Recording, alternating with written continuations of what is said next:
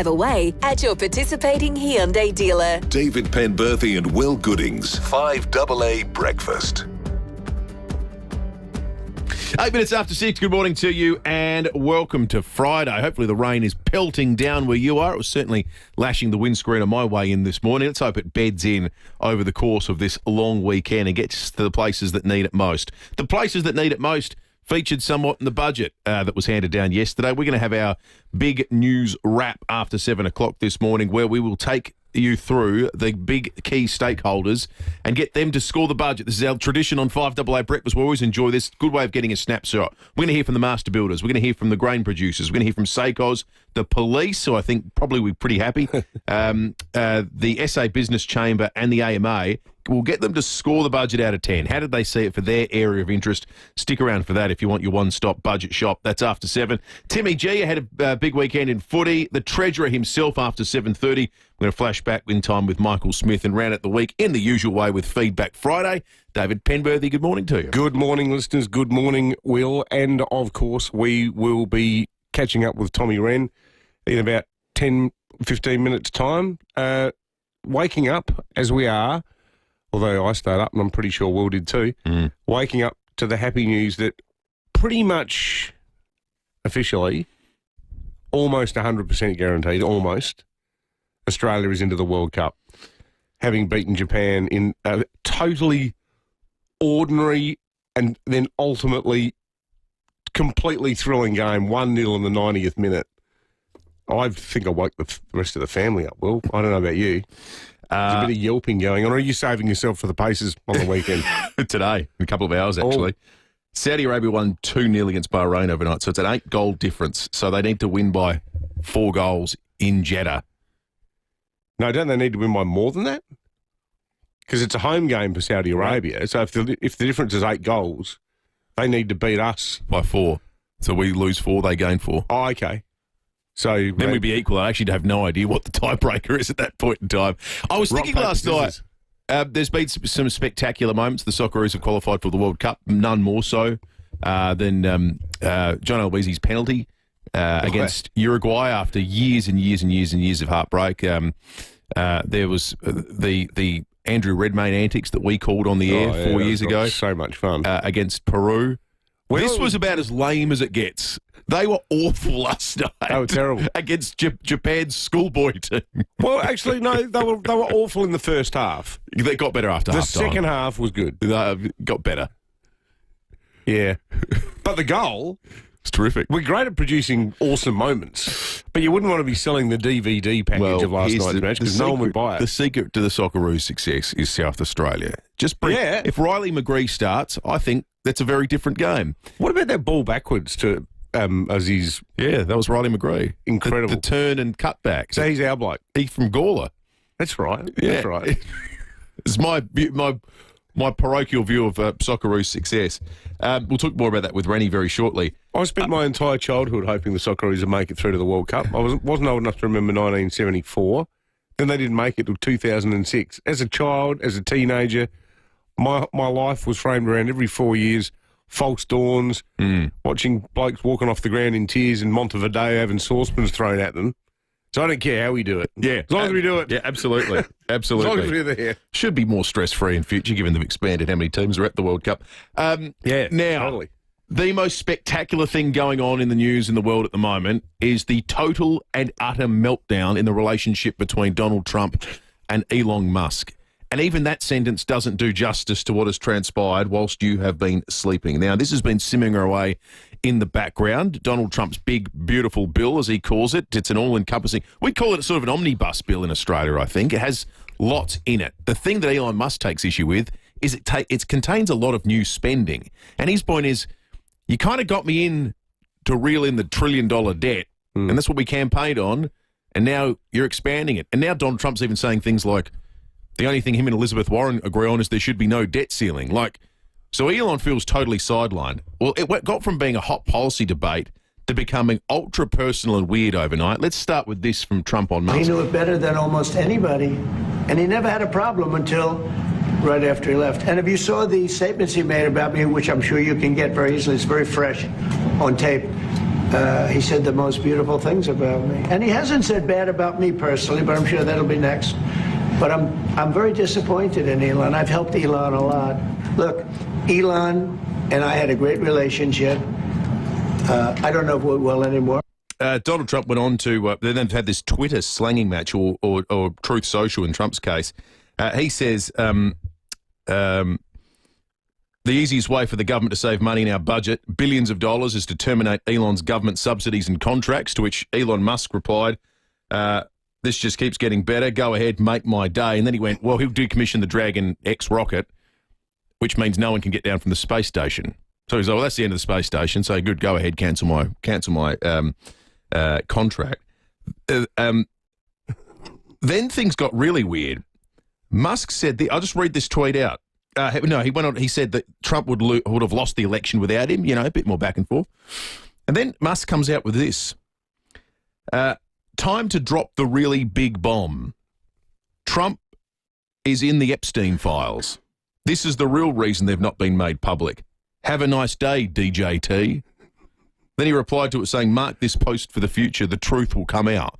Like, this is a spectacular breakup between probably the two most high-profile people on earth. I can't imagine a bigger, more dramatic... Oh. I feel sorry for Musk. He's basically spent months off his actual day job running his own company. He's trashed his brand. He's dragged down his share price.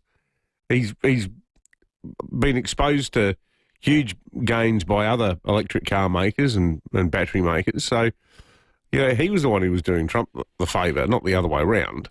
I think from Musk's perspective, it feels like, the guy's personal standing's taken a battering. Yeah, totally. People literally target his business as though he's he was operating like a political apparatchik for a while. And he did it all in the name of bringing down the debt. From the Marion Council chambers to Western Europe. Yes. His name is mud with a lot of people. Yeah, and he feels like it's all for naught. Yeah. But crikey, the Epstein claim is off the charts. It's a good meat tray topic. The meat tray topic is the most spectacular breakups in history. Let us know. 822 I'll give you some categories because some things will immediately come to mind. Music. Sport. The Beatles is a pretty spectacular breakup, isn't it? Of one of the biggest bands of all time. Yeah. Arguably the biggest. Sport's great. Adelaide Football Club, hello. There's been a few relationship breakups in that one. That's right. Politics. You go on cricket teams too. Oh, politics. Politics might be the easiest. Yeah. 822 the meat tray this morning. Tell us what you think the most spectacular breakup in history is, or one of them. All thanks to Olga's Fine Foods. We love Olga's, award-winning South Australian food company that started in 1978. They've been making Chivapchis for 50 years. Their products available in all supermarkets in South Australia. Olga's, we love Olga's. Now that Elon's at a loose end as well, maybe Malley could give him a call because he's got some views about debt that might actually help this government, particularly in the eyes of what Standard & Poor's had to say within minutes of the budget's release yesterday. Seems to be a bit of a trend emerging here, folks, particularly with state governments, particularly with state Labor governments. Don't spend money you don't have. Yeah. How hard is it? $48.5 billion on the credit card. Debt rises by $4 billion a year, every year for the next 3 years. Apparently it's just going to stop when it gets to 48.6. Yeah, right. The next story will be 52 billion, 56 billion, 60 billion. It's ridiculous. It's the equivalent of having, 50 grand in your bank account and going, all right, so what I'll do, I've got 50 grand in my bank account. I'll spend $30,000 on a trip to Europe. I'll spend $5,000 on new lawn. I'll spend $30,000 on a mega solar panel / battery setup, and I'll buy a new car. So with $50,000 in the bank, that adds up to about $90,000. Yeah, that sounds good. That's exactly what state budget planning is. Debt to revenue blows out every year as well, because sometimes they try to say, "Oh no, the headline figure's going out, but we're bringing more in." But I don't get all this nerdling of stuff. Mate, when I was in the lockup yesterday, I actually had notes of things you've said on air. Seriously, written on the back of live reads. Seriously, I did, because I know your figures are right. But I was just in there thinking, this just feels risky. The whole thing feels risky. And then the thing that I thought was really big, and I don't know if you think it was big too, but the fact that Standard & Poor's came out straight away and issued a warning saying, hey, guys, if you keep this up, you're going to lose your credit rating. Totally independent credit rating agencies as well. They've got no dog in the fight. Yeah. That felt to me like a generalised warning to governments everywhere about the whole principle of this, that you cannot live on the never, never. Completely. The Treasurer will be on the program. We'll be rating the budget and talking more about it over the course of the morning. So stick around. 8223 is the number. We're going to take a break. Weather, news headlines, and Tom Wren shortly. Why are we here? What is the nature of reality? Do I really need all that data to listen to history podcasts? Question everything. Especially your telco plan. Get the data you need at low prices with Aldi Mobile. Adelaide's local, trusted and truly connected talkback radio station. 5AA. Always Adelaide. All right, that'll be absolutely diddly squat.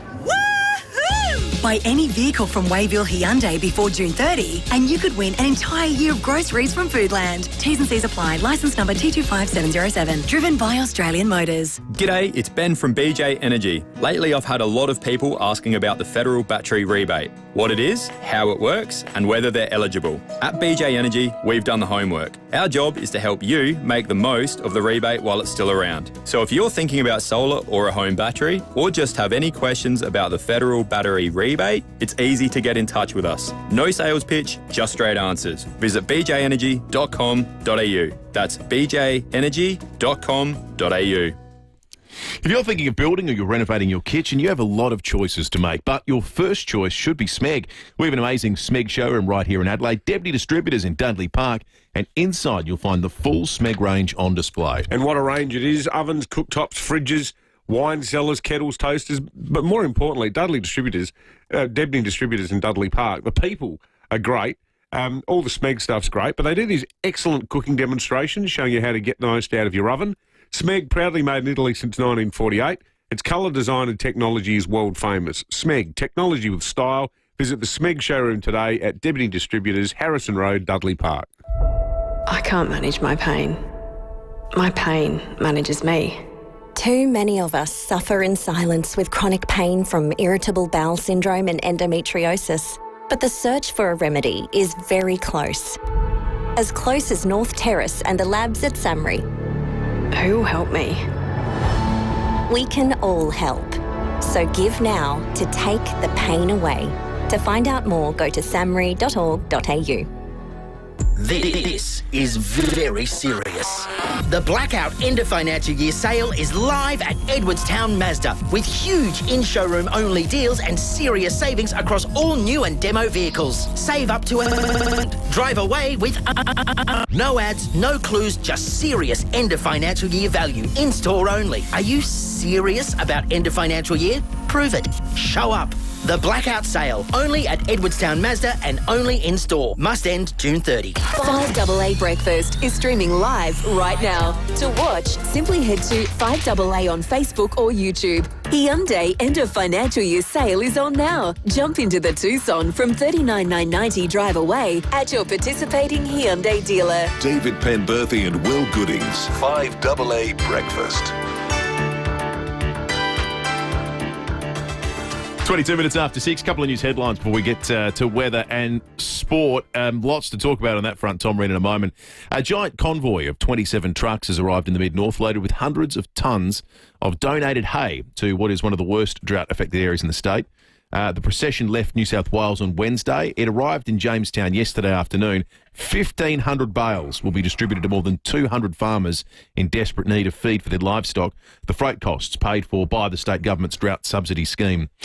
An assault in the northwestern suburbs has led to the arrest of a 49-year-old man. Police were called to Torrens Road at St Clair just before 2:30 yesterday afternoon and found a 51-year-old man who had been struck on his arm by an axe. He's been treated in hospital for non-life-threatening injuries. The suspect lives at the same address and has been charged with committing an assault that causes harm. I tell you what, there's some genuine animals out there, aren't there? And that's actually a bit of a rude thing to say about real members of the animal kingdom. But the idea of getting around with an axe or a machete, like even setting aside the actual horror of doing that to somebody else, Can you imagine how horrible it would be seeing something like that happen as the perpetrator? Yeah, horrific. Well, everything about it. Just, I don't know. Where are these people? Who are they? They've got deep-seated issues, clearly. More issues than the Reader's Digest. More issues than the Reader's Digest. Oh, that's a nice alternative phrase. Certainly is. Now, Donald Trump, before he was feuding with Elon Musk, he was on the phone with Xi Jinping, and then he went straight to a face-to-face meeting with German Chancellor Friedrich Merz, the president praising Germany's defence spending boost and the chance to stem money going to Russia via a 1,200-kilometre long gas line. He knew it better than almost anybody. Oh, no, that's not... Till I came along, nobody ever heard, not one person in this room ever heard of Nord Stream 2. You probably did, yes, because it went to Germany. He's the only one. Knowing that this was a mistake. But I stopped him. And I used to go with Angela. I'd say, well, wait a minute. We're spending all this money to defend you against Russia, and then you're giving Russia billions of dollars a month. What kind of a deal is that? You know what? The biggest success of, I think, the Trump tenure thus far is certainly in a foreign policy sense, has been getting everyone to kick into gear with the defence budgets across Europe. Totally that has been a genuine success. Yeah. Oh, the other thing too, I reckon getting Mexico to lift its game on border control. Yep. That's been good. That's been long overdue. You know, the half-witted used to be the Mexican president, because the current one's good, even though she's from the same mad left-wing party. But her predecessor, he had this saying in Spanish about how to deal with the drug cartels. Abrazos, no balazos. An abrazo is a hug. A balazo is a bullet up the clacker. So his saying was hugs, not bullets. Right. So with people being beheaded every 3 minutes... You want to hug a drug dealer? Coahuila and Chihuahua and Monterrey and, Tijuana. Like the whole north of the country is basically a war zone, and his slogan was hugs, not bullets. And geez, didn't that work a treat? 9.5 degrees outside of the city at the moment. Today, 17 the top, 7 to 20 mils of rain. This forecast is extraordinary. I'm genuinely excited about this rain. It's already been coming down a little bit. 7 to 20 today we're expecting. Then tomorrow, 7 to 25 on top. You know what makes it way more bearable? No school sport because of the public holiday. Of course it is. So you're going to go and stand in the sludge in Aberfoyle Park at 6:30 a.m. tomorrow watching a herd of 8-year-olds chasing a ball. Well timed, Mother Nature. 13 to the top on Sunday. That'll be a cold one. 4 to 15 mils on any other week. This year, that would have been something we would have spent all week talking about. Monday, top of 16, up to 5 mils of rain. Tuesday, 17 and up to 2. Wednesday, 16, up to 5 mils of rain. Thursday, 16, up to 5 mils of rain. Saturday That's morning. a break of the season, isn't it? Yeah. Well, that's legit. And how good is this scenario? Waking up feeling slightly unwell, but rugged up under the doona, having gone to the beer and barbecue festival all night the night before. Oh, now you're talking. Your only thought is, where's my bacon and egg roll? Tom Red's at the 5AA Breakfast Studio. He's rugged up. He's got the heavy-duty jacket on. Get a $3K cash card on selected models during Agostino Mitsubishi's end of financial year sale. Morning to you, Rennie. Morning, Will. Morning, David. Yeah, it's great to have that rain, isn't it? And looking forward to the footy tonight. We'll get to football, but let's start with the soccer. I heard you talking about it a little bit earlier. What a result. It wasn't pretty. They were totally outplayed, really, for the majority of the match, particularly that first half. But in the end, you just need one great moment, and it came right on 90 minutes. This was it. Well, that's a lovely turn by Riley McGree. The cutback, they're queuing up here. It's Bayic! Unbelievable! They've done it! In the very last minute of the game! Aziz Bayic with his first international goal in 13 years!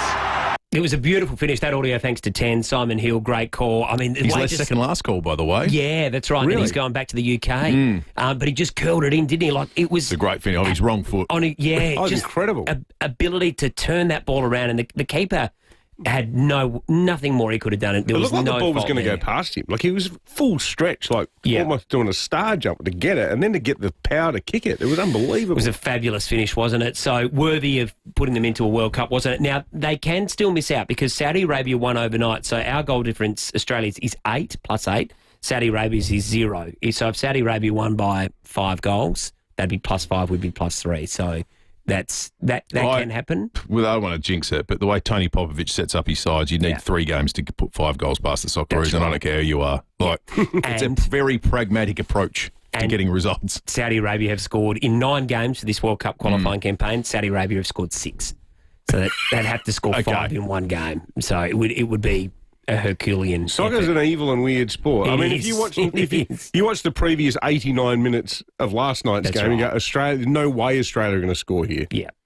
That's right. Because they're losing. We had 30% possession. Yeah.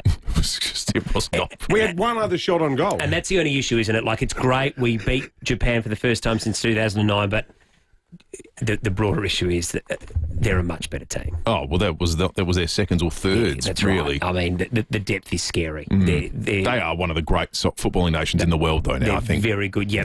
Since 2006... Someone who was calling them the Brazil of Asia. They're those little short, close-in passes. Technically magnificent. Yeah, they are. It's amazing watching how they just stop the ball with their chest. And quick everything. feet, so slick. Last night, the round kicked off. Is Hockball back? Well, they looked good, didn't they? And I tell you what, riddle me this. Tom Liberatore, one of the best midfielders in the competition, playing in defence. I saw your tweet last night, Rennie. I thought, what's going on here? You don't reckon I was invested into Tom Liberatore? Yeah, I had a theory. Honestly, I've got one of the best midfielders in the game. Why don't you play in defence, big fella? You do that in under-8 stuff, don't you? Anyway. Tomorrow. That's why I'm not the coach. But it didn't work, Rennie. Maybe you need to be the coach. The Crows tonight, huge game. What a game. It's Rory Laird back, Sid Draper out. He's playing Laird and Smith in the same side, which is interesting. We'll see if it works. I mean, yeah. I'm intrigued.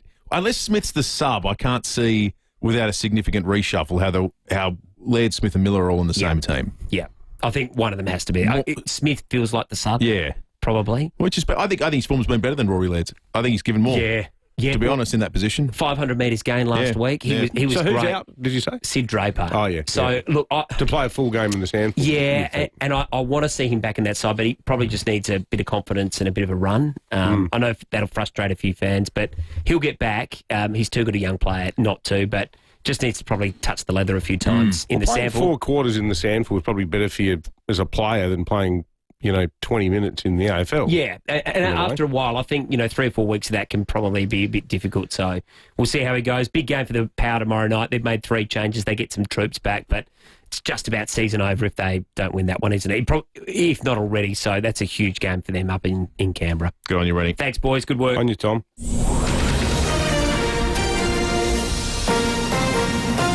This is 5AA News. Always Adelaide.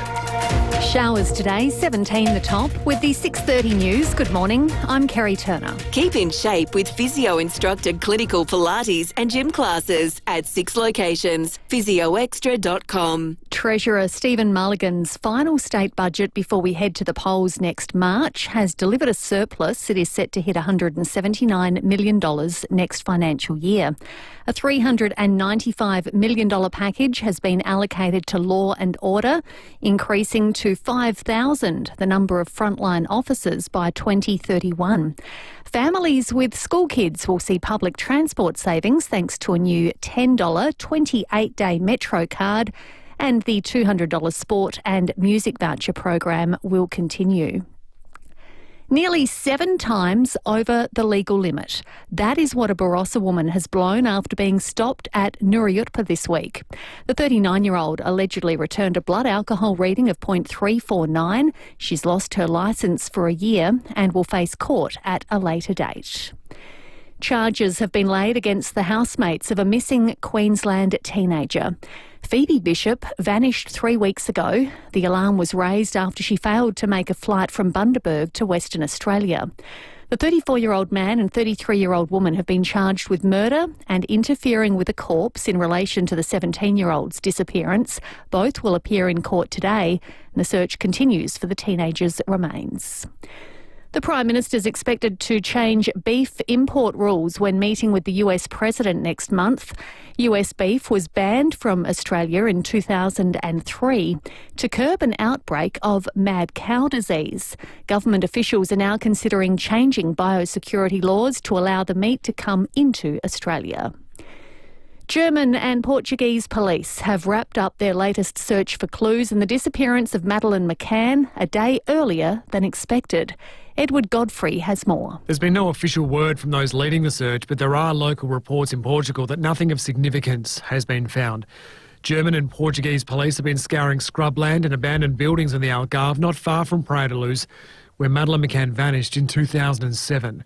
They've been using radar, digging tools and excavators, and were seen ending the search with a debrief and a round of applause. They're desperate to find something linking Madeleine McCann to their prime suspect, a man named Christian B. He used to live in that area.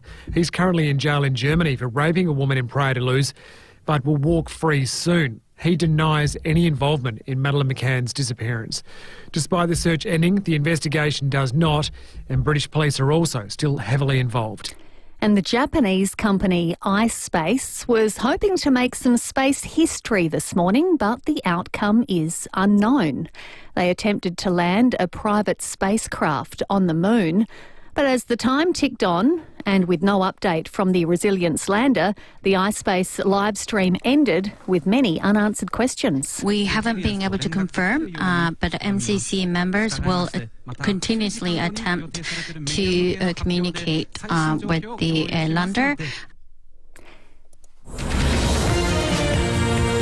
Now turning to 5AA Sport. Get a 3K cash card on selected models during Agostino Mitsubishi's end of financial year sale. Good morning, Tom Wren. And a very good morning to you as well, Kerry. We're going to start with soccer because the Aussies have all but confirmed their spot in their 6th consecutive World Cup. That's following a 1-0 win over Japan in Perth.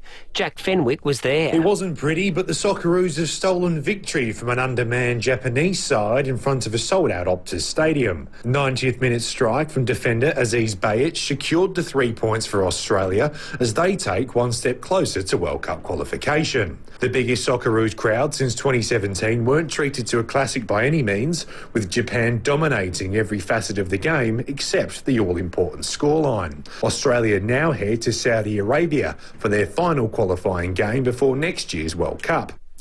Great result, that one for sure. Let's go to footy. Hawthorn snapped a 3-game losing streak, beating the Western Bulldogs by 22 points at Marvel Stadium. Hawks coach Sam Mitchell delighted with the result, although he says there is room for improvement. We showed tonight what our best can look like, and there was parts of our game that were really going to be really hard to combat. And can we do it consistently enough? That's the challenge for us. We probably weren't as potent as we would have liked. I think we had close to 60 inside 50s, but could only put 81 points on the board, so there'll be a story there. But when you're keeping the highest scoring team in the competition to under 10 goals, there's something to hang your hat on. The Crows will get their chance tonight at home when they host the reigning premiers Brisbane. Rory Laird is back in the side along with Sid Draper. Sid Draper has been dropped. And at the French Open, Coco Gauff has smashed Lois Poisson to move into the final, where she'll play against the world number 1 Arina Sabalenka, who took care of Iga Swiatek in 3 sets. And that's the 5AA Sport. Now the 5AA forecast. The Jodie Lee Foundation wants you to act on bowel cancer symptoms. Visit trustyourgut.com.au. Showers today, a top of 17. More rain on the way tomorrow, 17. For Sunday, showers down to 13 and showers for our public holiday Monday, 16. Right now it is 9 degrees on 5AA, always Adelaide. Hyundai end of financial year sale is on now. Jump into the Tucson from $39,990 drive away at your participating Hyundai dealer. David Penberthy and Will Goodings, 5AA Breakfast. Well, Will's been held up just for a moment, Dave, but that's all right. He'll be back in Lucy. 1 moment. But luckily, it is time for my segment, so that kind of sits in nicely. We don't need Will for that. No, this is good. Big thanks to Wallace Cinemas. Movies are better at Wallace, SA's home of big screen magic and entertainment. Visit wallace.com.au. It's a big week for you, mate. Not 1 but 2 movie reviews in 1 week. I know. As Will wanders into the guest mic, Here he is. I just thought I'd take over for the day, Will, because, I Will was thought powdering his nose. I have had so many movies going on that I thought I'd just take over and host this segment. Yeah, no, I think it's about time. Hostile takeover, coup. Thelma and Louise, 1991, yesterday. To all those people who said it might be nice to have a lighter movie after Pulp Fiction, well, the opening 10 minutes of Thelma and Louise, not exactly light. And the ending... The ending is devastating. Also very grim. Sort of stunned. At the middle, all of the middle bit, though, loved it. Yeah, great soundtrack too. great soundtrack. So the start of Thelma and Louise, I was like, yeah, I can get into Gina Davis, Susan Sarandon, and then bam, sexual assault. Just like Pulp Fiction, bit of sexual assault. It's been a lot of sexual assault themes in the last few movies. So I think that's you need to watch a movie little about bit kittens heavy. next week. Oh, happily. Please. I like animals. Milo and Otis. Milo and Otis. Yeah, it's like Watership Down. So that took a little bit to get over. Some people might call me soft, but It's essential to the storyline. It's the whole reason why the storyline exists, isn't it? Did you regard it, Lucy, as a feminist masterpiece? No. I wouldn't say it was a masterpiece. I got the feminist tones, female liberation, breaking the mould. A world without men, who needs them? Well, yeah, some days I don't disagree with that statement, especially dealing with you guys. Well, it's just, be careful where you drive home. Yeah. I really liked it. I looked it up. I said, words to describe Thelma and Louise, and the first one was open road story. And I was like, yeah, they're in a car. It's a road story, but it's more than that, obviously. Does it make you want to drive across America in a much better way than they ultimately did? Not in the slightest. Don't you think all the landscapes where they're driving through the Monument Valley and everything, it's incredible? There's enough dust up in the Clare Valley at the moment in the drought. I could just go do that for a bit. I also am a bit worried about going to America at the moment, like a lot of people, to be honest. But check your tweets before you go. Yeah, well, are we on the list of 12 countries currently banned by Trump? No, we're not. Thankfully, we're not.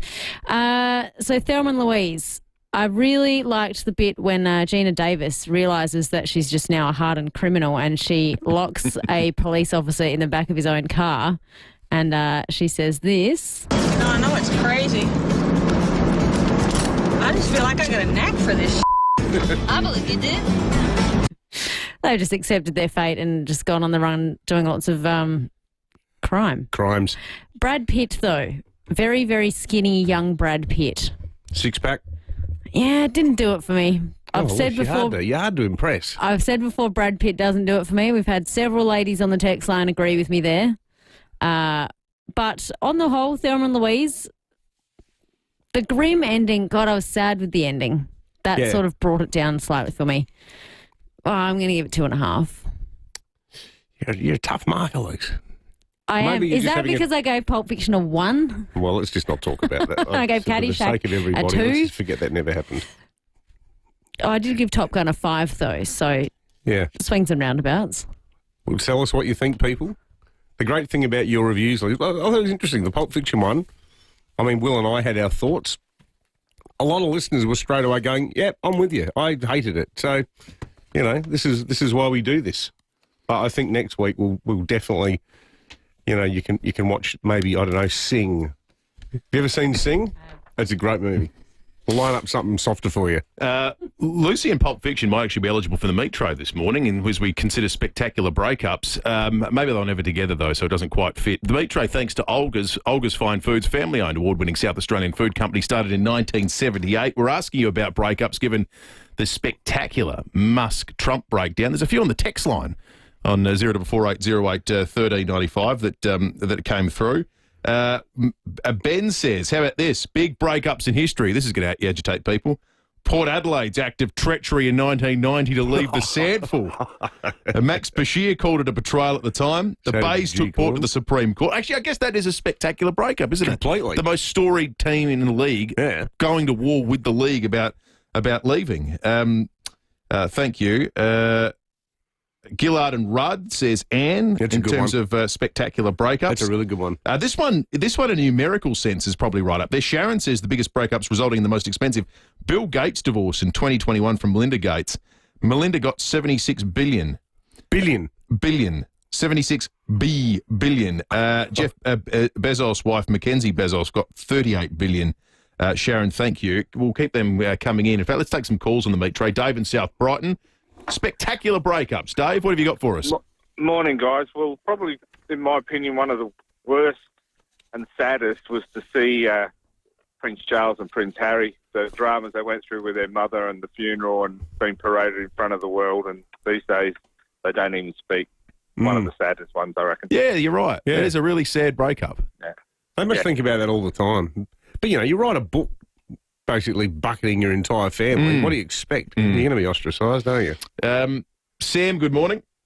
Good morning, guys. It's raining here at Theberton this morning. Yeah, Great. excellent. It's going to be wet everywhere, Sam. Yeah. One thing that the public never, ever accepted is when Charles and Diana broke up, because if they didn't, she'd still be alive today. And the public have never accepted it. Annus Horribilis, the Queen called it. That's right. Thank you, Sam. Go on you, Sam. And Terry in Elizabethville. We'll take one more before we get to a break. Terry's from Kapunda, actually, but not from used to be Elizabethville, but I'm a country boy now. All right. Good on Terry, you, Terry. Congratulations on the move to Kapunda. Thank you very much. I was going to say the Challenger was a big breakup, but I'm going for the Berlin Wall, because that's probably the biggest breakup that's brought people together. Yeah, good one. Yeah, the breakup of the Soviet Union, I guess you could say. 1989. That is a big breakup. It's a good one. Yeah, thank you, Good Terry. lateral thinking. 8223000. Lots of good ones coming through on the text line as well. We'll get to some more of those shortly. What about Steve Waugh and Shane Warne? That's a good sporting one. So Yeah. weird, isn't it? Two of the greatest cricketers ever, and they just sharing the team, the probably cannot stand the greatest each other. test team of all time, or in the Although, argument? In Steve Waugh's defence, I reckon that bloke still puzzled as to why Warney hated him so much. There's what's this oil and water? Yeah. They're not exactly personalities that you'd think naturally would mix. Like, what are the chances those two blokes are getting on if they weren't in the same cricket team? Have I ever told you my Steve Waugh story? No. He walked into the office one day at the newspaper in Sydney, and he went and sat down in the corner, turned on the computer himself, and was just typing away. And I went over to one of my colleagues and I said, "That's Steve Waugh." And he said, "Yeah, he insists, he writes his column himself. He doesn't have a ghostwriter, which most athletes do. He does, but he likes doing it in the newsroom because he wants to feel like he's doing it in a proper news environment." So really? So he came in every week and he'd just sit there in the corner typing his 800 words. And I spoke to him a couple of times and I could barely talk. It was just like, yeah, hey, Steve, how are you? Yeah. So he's sitting there typing. Like, is this guy really here? That's funny. Had this godlike presence in the newsroom. All right, we're going to check traffic and come back with police and weather in just a moment. Lynn Andrews Real Estate, experts in commercial residential property, lynnandrews.com.au. Roads are wet out there, so drive carefully and maybe chuck the lights on. Through Croydon, a car is stuck on the median strip at Regency Road near Cooper's Brewery. In Trop Park, a smash on the Southern Expressway near the Young Street Bridge, and speed restrictions on the freeway above the tunnels and the Northern Connector due to the wet conditions. Looking for the best of SA, great specials, cheap eats and family fun? Find it at the Market. Adelaide's Central Market, open Tuesdays till Saturdays and until 9 tonight. Adelaide's most accurate traffic on 5AA. Your baby's mind is growing even before they arrive. The more you talk and sing and play, the more their mind will thrive. Gotta talk with your baby, play with your baby, read to your baby, make out you're a lion. Talk with your baby, play with your baby, read to your baby. Your words will grow their mind. Every time you interact with your child, you're helping grow their mind.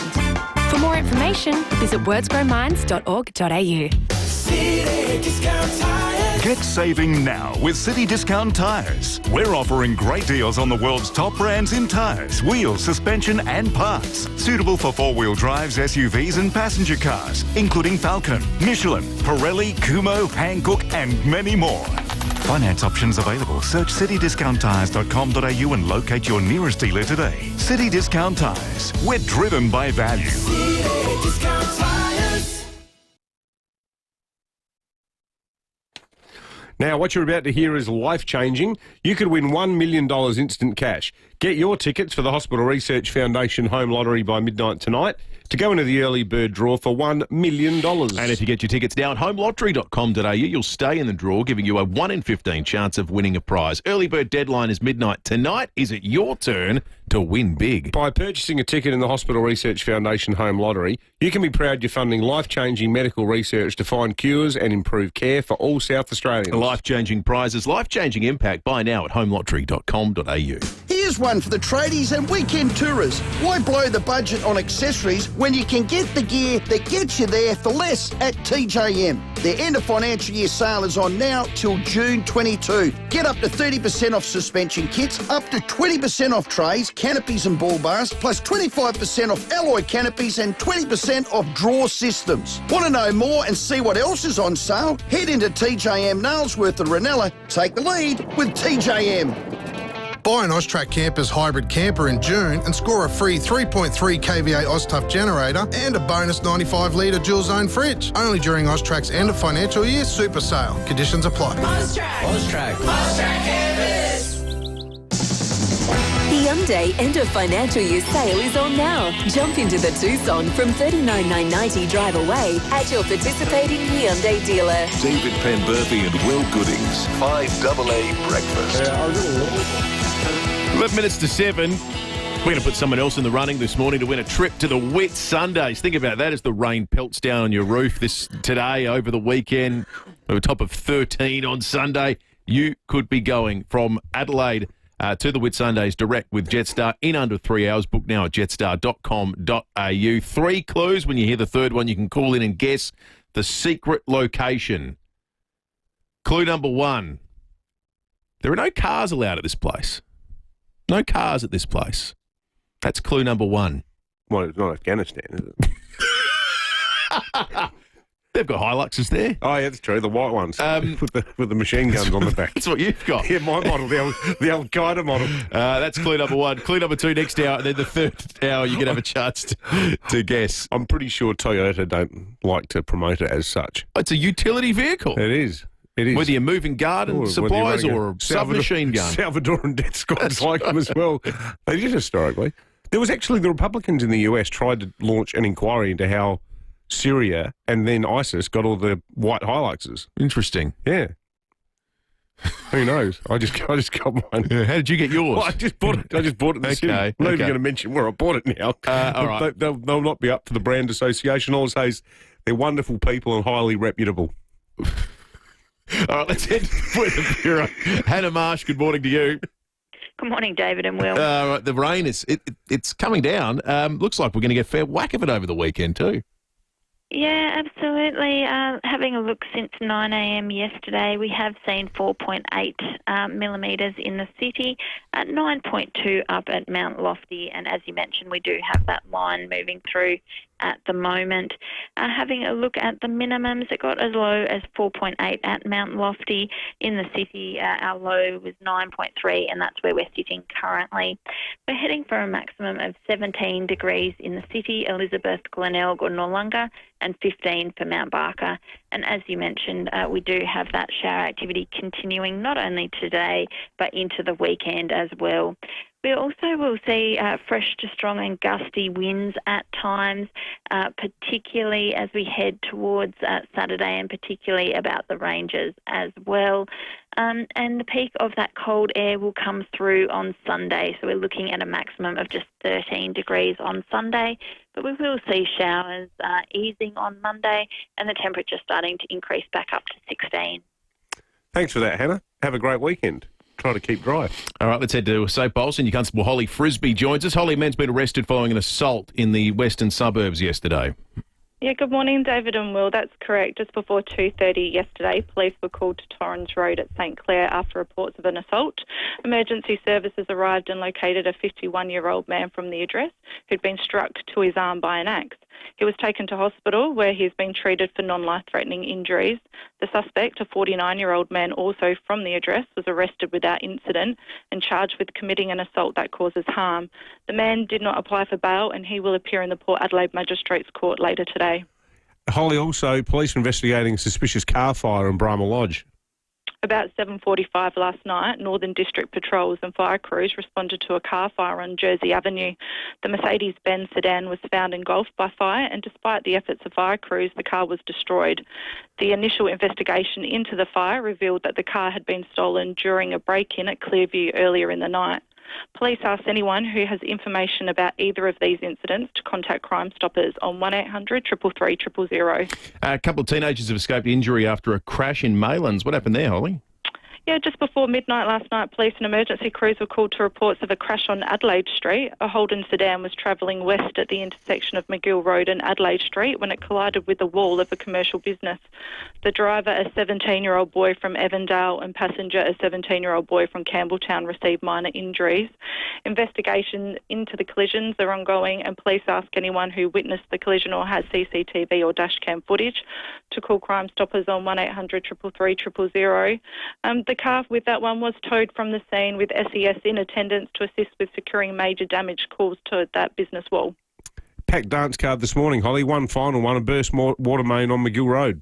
Yeah, I need to take a deep breath now to keep going. Should try doing it for 3 hours. Oh, no, feel your pain. No, come in one day. Yeah. Just an update for some traffic restrictions in place due to a water burst on McGill Road near Connell Road. Restrictions will be in place during the morning peak, with city-bound traffic being detoured down Connell Road, and a 25k speed restriction in place for eastbound traffic. So we do ask road users, please be patient with those delays. Good on you, Holly. Thanks very much for that. Senior Constable Holly Frisbee from Sapole. Soon to be joined by hundreds and hundreds of new cops. Exactly right. We have to get a bigger police media unit. Well, They'll be arresting everybody. Wade Burns is going to debut as part of our panel for the first time after 7 o'clock, rating the budget, because it was such a law and order heavy budget. We thought we should hear from the Police Association to get a sense of what they're going to score. I reckon I've got a theory. It's probably going to get a pretty good score. I think Grant Stevens might have written part of this budget himself. I tell you what, handed it to the Treasurer. It pays to be the Police Minister and Treasurer, doesn't it? Yeah, it's good. I think the best thing that ever happened to Sapole was Stephen Mulligan wearing the two hats and taking on the police portfolio, because it suddenly meant that next time he spoke to the Commissioner, he was actually doing it with one hand on his calculator. Exactly right. All right, let's send someone off to Best of SA, shall we? Yeah, that's coming up in a couple of weeks. In fact, 2 weeks from today, would you believe, we're going to be at the Adelaide Oval for Best of SA, and each and every morning we give away tickets, we profile a great South Australian business, and sometimes there's an additional little prize in there, like this morning, a $100 Virginia Home and Garden gift voucher. Get calling now. I've popped into Alpha Industries at Cavan, and I'm talking with Angela Datsopoulos. Angela, very exciting this year for you in 2025 because Alpha Industries turns 40. Yes, so happy to celebrate with all our long-standing clients and the new clients these 40 amazing years. How did it all start? It started with Mum and Dad in a back shed down at Wingfield many years ago, an old tin shed, similar to what we make now for people. It's quite amazing, from rainwater tanks to sheds, hangers and anything else you like. What's the secret of your success being in business for 40 years? Clients just want to be treated with a bit of respect, a little bit of service and a smile, and the rest just falls into place. Now, your product range has really evolved and expanded over those years. It's not just carports and garages anymore. No, so now we're doing these beautiful new studios, the granny flats, where you put your loved ones in the back at home, or if you want to rent it out for tenants. Now the laws have changed, so yes, we've got so much more for everyone. And you do fencing as well, I notice. We do fencing, yes. We can do it's only Australian colour-bond steel, so it won't get that fade that we get from other imported products you might see on the road. So what's the biggest thing you've built? The most recent thing we have built is for Sapole to keep the horses in down here at Grand Junction Road. So next time you see the horses down at, when you see them on the roads, they've actually been stabled in one of our sheds. That would have been a fun project. It really was great. Look, congratulations on the 40 years in business, and pass that on to your dad. I know he must be so chuffed that you've carried the business on, and we look forward to seeing you on the gala night for Best of SA. Thank you so much, and we look forward to having a little bit of a party and a celebration. Sounds good. Well, I can tell you, Scott in Westlakes is going to be having a bit of a party and a celebration, because, Scott, you're coming along, having been the first caller through on the 20th of June. You also get that $100 Virginia Home and Garden gift voucher. Alpha Industries celebrating 40 quality years developing custom-made outdoor living and storage solutions. alphaindustries.com.au. Keeping the breakups going, Daniel points out one that was a real biggie from the football world. Wayne Carey and the North Melbourne Football Club. Oh, yeah. Mark from Para Hill says Andrew McLeod and Tyson Edwards. It's a sad one, that one. Yeah, it is, isn't it? Yeah, because they were really good mates. One here, Will. Big breakup for Will last year, spitting the dummy at the Adelaide Football Club and suddenly announcing he was barracking for Geelong. I never said I was barracking for I think Geelong. Will, like that final scene in The Departed where Matt Damon to Raising the File. I don't think there's a record of that show. No, there last is. year. There is. No, I upset a few Crows fans because I dared to say that maybe they could learn from sides that win a lot. Well, they have. And they have. They have. They and have. they will tonight, Will. Well, let's hope so. Do you reckon they'll win tonight? They should. The rain makes me nervous. Why? Is that bad? Is that bad for the Crows? Tall forward line. Yeah. Unless they swing a late change, it just feels a bit unbalanced. I'm not sure. But who do you put in? Who are the smaller people that go down there? Anyone who can, anyone with their hands close to their feet would be would be good. We need short people. Yeah, exactly right. 5AA News is coming up. We'll be back with more shortly. All right, that'll be absolutely diddly squat. Buy any vehicle from Suzuki in the city before June 30 and you could win an entire year of groceries from Foodland. T's and C's apply. Licence number T25707. Driven by Australian Motors. Got something big to budge? Budget with Budget. Little trucks, big trucks. You can do it all in a budget rental truck. Get exactly what you need and at a great price too. So remember, whatever you've got to budget with a budget rental truck. Budget with a budget renter truck. It's quick and cheap. Well, half your luck when you budget with a budget rental truck. Budget car and truck rental. Call 13 27 27. That's 13 27 27. Hi, I'm Bronte Manuel from Toop and Toop.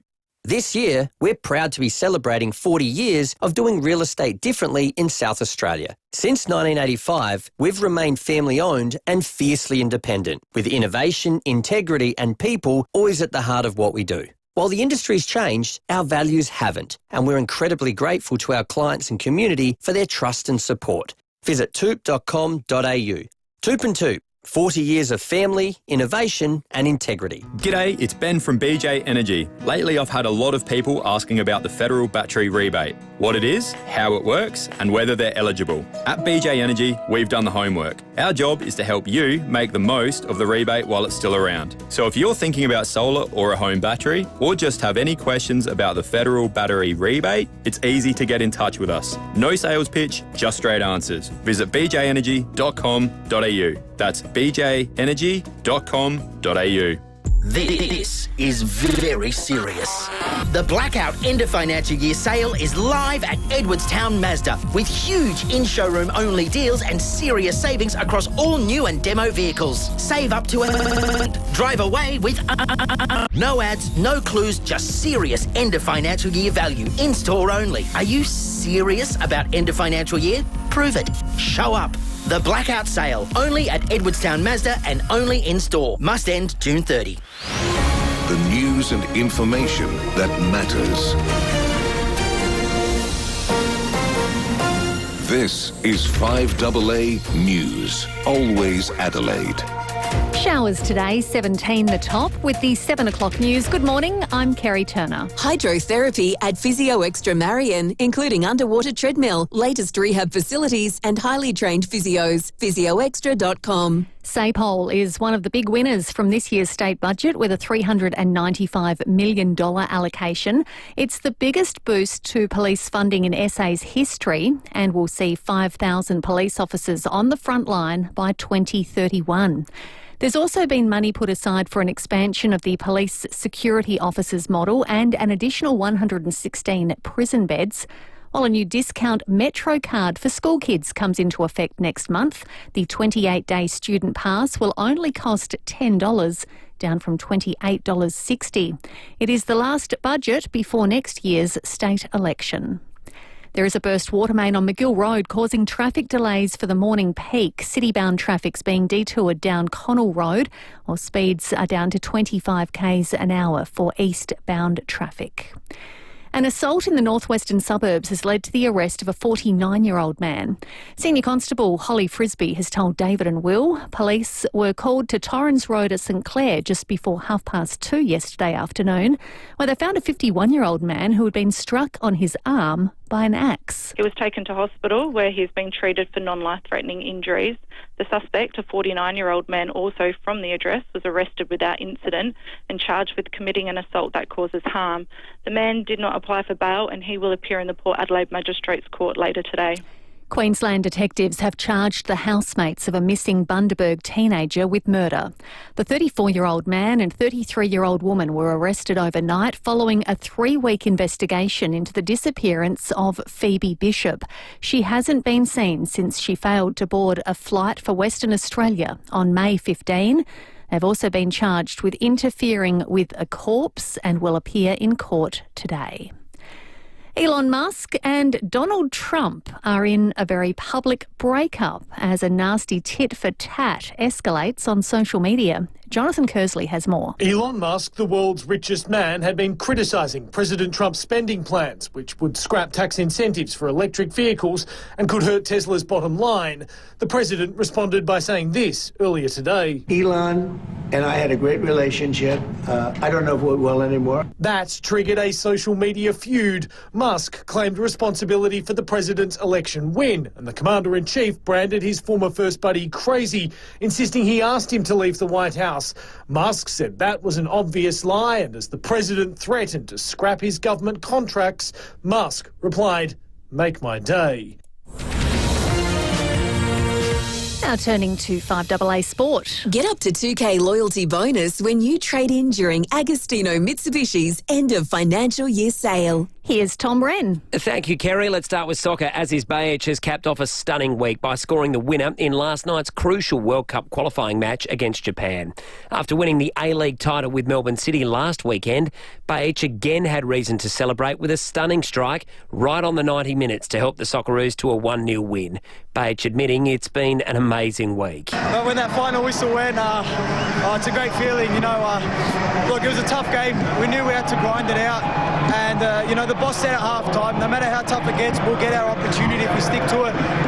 And look, fortunately enough, it fell for me. Unbelievable audio there, thanks to 10. The Socceroos sit 3 points clear of Saudi Arabia, who they play in their final game, but they'll have to lose by 5 goals or more to fall out of second place.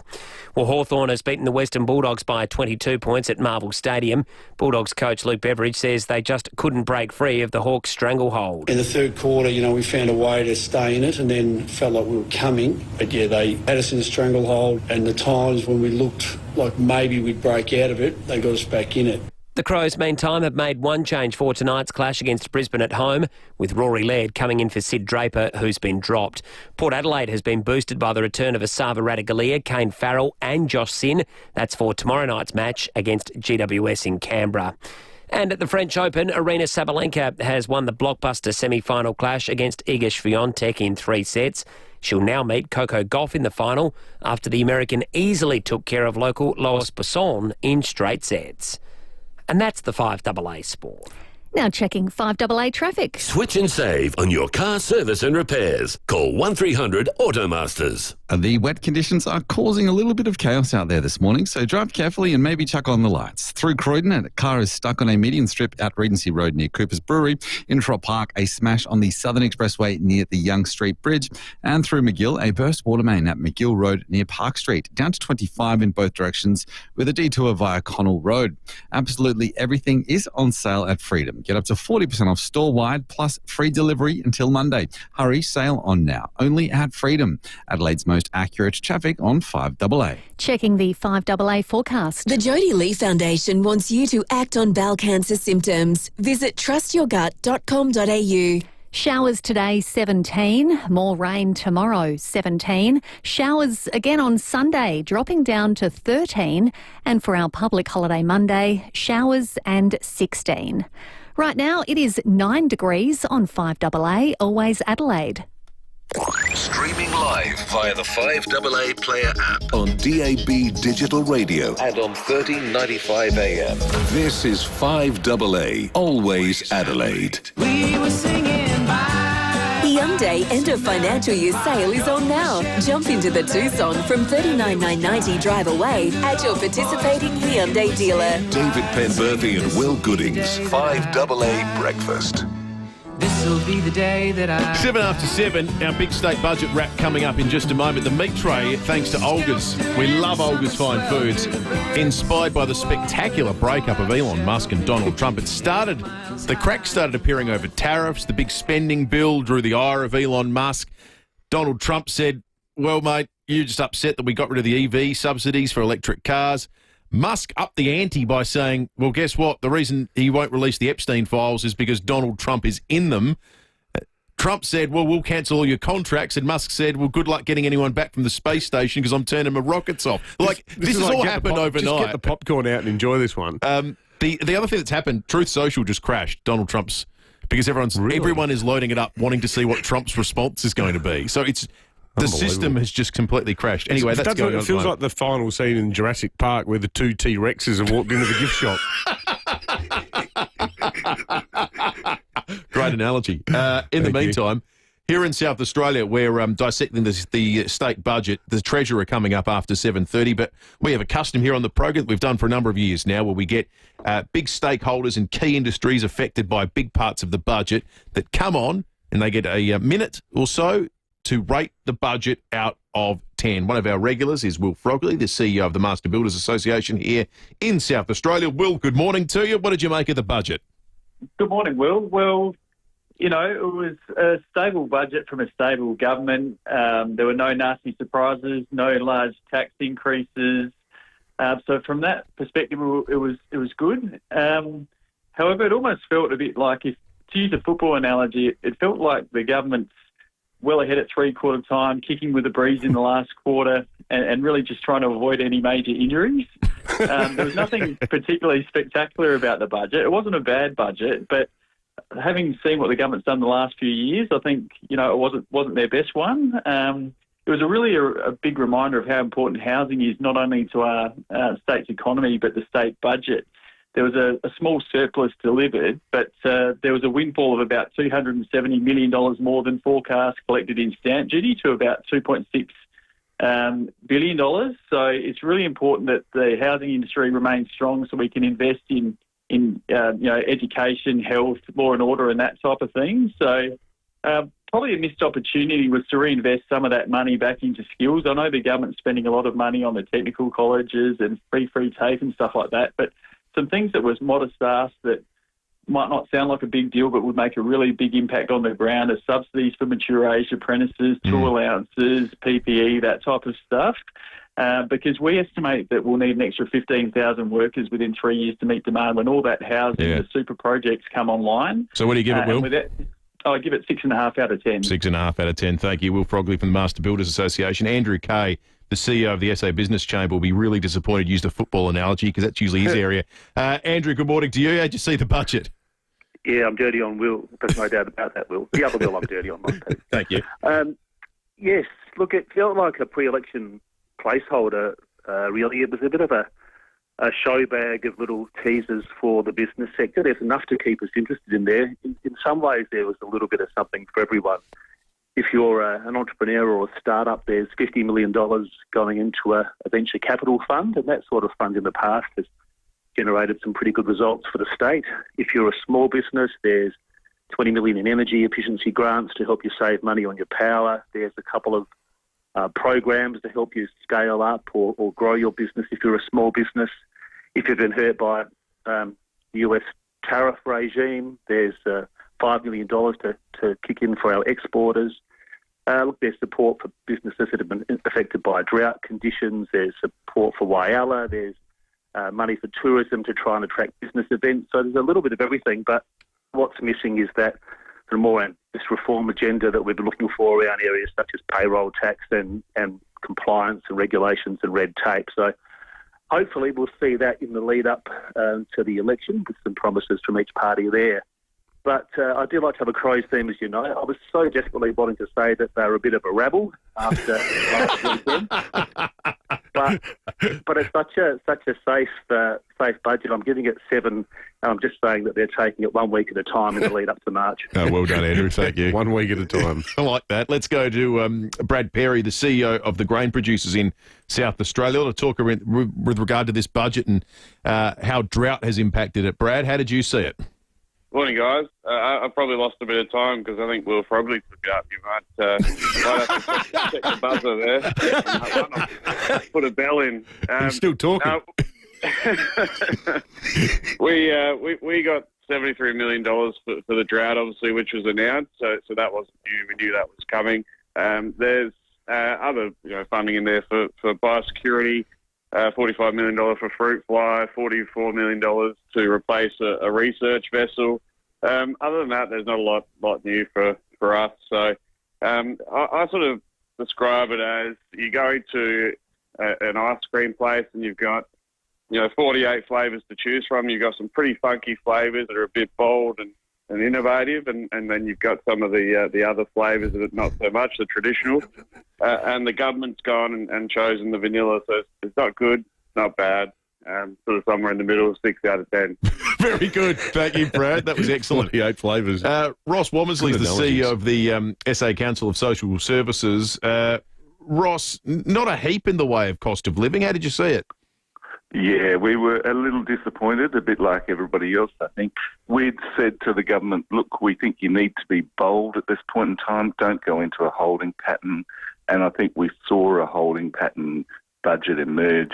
A few weeks ago, the Premier stood in the Parliament and said, look, we're going to develop a social statement because we've got an ambition for South Australia to be an inclusive economy where the well-being of all South Australians is front and centre. And we were really hoping that this budget was going to be one of the first steps on delivering on that ambition. It wasn't there. There was certainly some money that will go to some households with kids at school who use public transport, some assistance there that will help with cost of living. There was assistance to a number of regional centres and that drought relief support, which in fact will be very important for many people in our regions. But generally, we think the government lacked its ambition. And, we've been dealing with a housing crisis that was 40 years in the making, and the measures in this budget don't go nearly far enough for us to see the issues of homelessness and the housing affordability issues really addressed. And so we're a little disappointed. Generally, we'd think it was a 6, but because we wanted them to be so bold, I'm saying it's a 4 this time. Okay, thank you, Ross. 4 out of 10. I reckon it'll be a slightly higher score from Wade Burns, the President of the Police Association of South Australia, on the panel for the first time post-budget. Wade, good morning to you. How did you rate the budget? Yeah, good morning, gentlemen. We've been lobbying for increases in staffing and better retention initiatives for some time now, and I've certainly made no secret of the fact that our members are understaffed and overwhelmed. So yesterday's budget announcement, from our point of view, was an excellent result, not only for our members but also for policing in this state. It's definitely one of the largest, if not the largest, representation of the biggest sort of increase to establishment staffing at any time. It's certainly bigger than Recruit 313, which was from about a decade ago.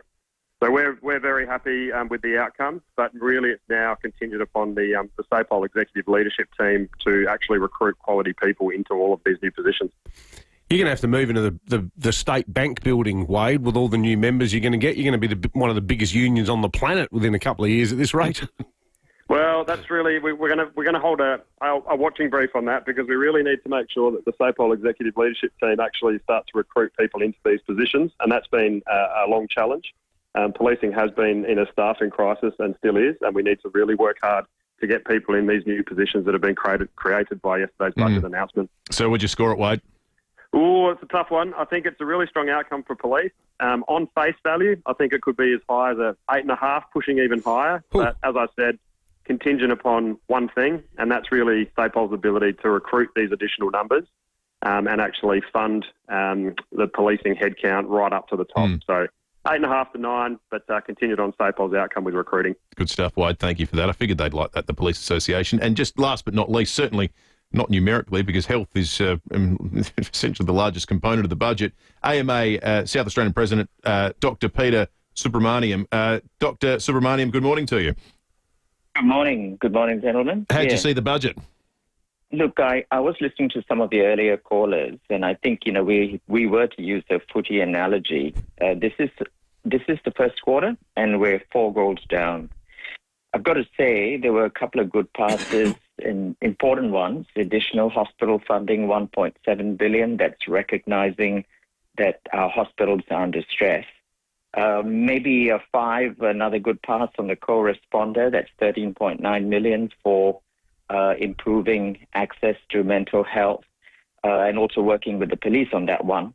But certainly, we've missed a couple of tackles on big issues: hospital capacity, ramping, GP access, no investment into workforce, and no mention of the impact of the payroll tax on GPs that's contributing to the problem with the GP access. So if I were to rate this budget, unfortunately, the Treasurer doesn't pass on our score, so he's 4 out of 10.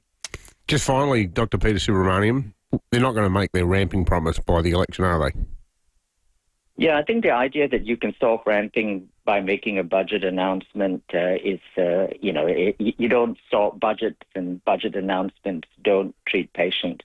Workforce does. So the budget is going to be, you'd hope that the budget would be a way in which you can see a way forward to solve ramping rather than, a single announcement itself. No, the answer is no. I don't think this budget is going to solve ramping.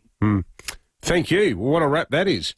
So, MBA 6.5, Business Chamber 7, Grain Producers 6, SACOS 4, SAPA 8.5, and the AMA at the end. Didn't pass 4, I think. 4, yeah. Mixed bag. I tell you what, 10 out of 10 to our contributors on the panel this morning, because did everyone get the brief or what? You're doing a budget wrap on 5AA, and pretty much every single person linked it to football somehow. Terrific. Well played. That was absolutely superb. Magnificent. All within the space of less than a quarter of an hour. There you go. We'd love to get your thoughts too, folks. 0480 1395. You can call us on 8223 0000. We're talking spectacular breakups for the meat tray this morning, and you can call in and win that thanks to Olga's Fine Foods. If you've got one, we're getting them from the world of music, sport, politics, plenty of political breakups, and the royal family, as it turns out, has provided a few as well. 19 after 7, we're going to check traffic and come back with Timmy G in just a moment. Register for the big brunch because every bite counts.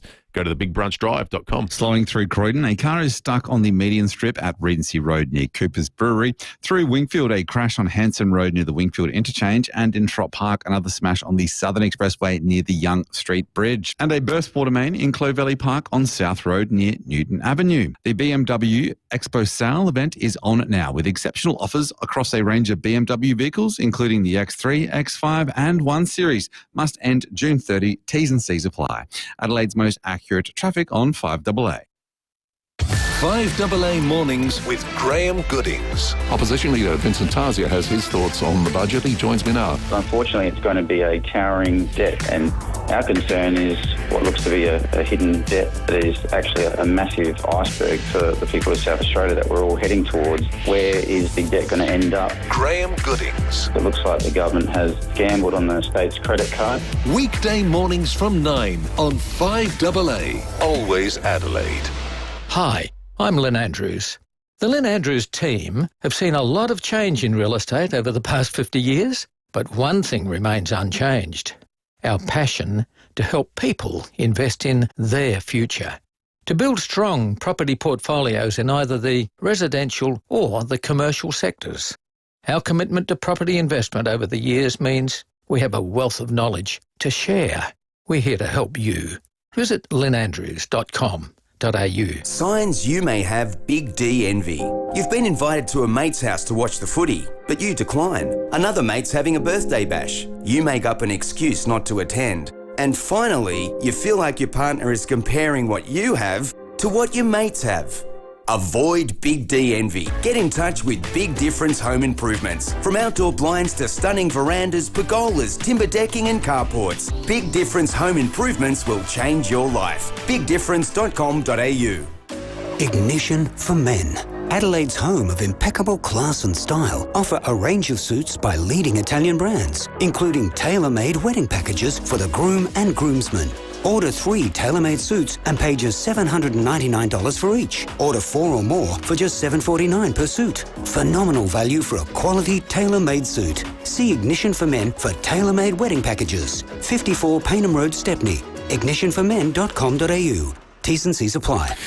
For 50 years, Sterling Homes has set the standard. That's a long time in business. And now, to celebrate their 50th anniversary, they're inviting you to share your dream with them. And what about the savings? With Sterling Homes, you get $15,000 worth of luxury upgrades your way at no extra cost. And you can choose what matters to you. Could be reverse cycle air conditioning, stone bench tops, solar panels, and more, plus 2.7 metre high ceilings are included. Sterling Homes listens to your must-haves, considers your nice-to-haves, and works with you to create your ideal home. Because at Sterling Homes, your home. Visit their display homes across Adelaide. For locations, go to sterlinghomes.com.au. T's and C's apply.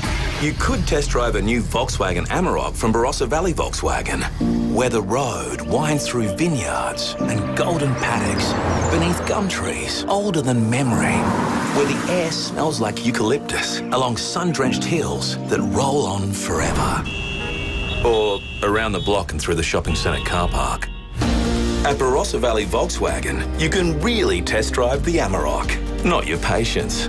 barossavolkswagen.com.au. Rosanna Mangiarelli here from 7 News. Join me and Will Goodings for Adelaide's leading news hour, 7 News, tonight at 6 o'clock. Hyundai end of financial year sale is on now. Jump into the Tucson from $39,990 drive away at your participating Hyundai dealer. David Penberthy and Will Goodings, 5AA Breakfast. 23 after 7, if you're just waking up, the Donald Trump-Elon Musk breakup has reached proportions that I don't think anyone imagined. We always thought it might end nastily. It's ended more nasty than anyone could have possibly imagined overnight. What's the great line from Naked Gun? I don't think there's any need to resort to juvenile name-calling, Mr. Poppy Pants. I think that's the point we're at.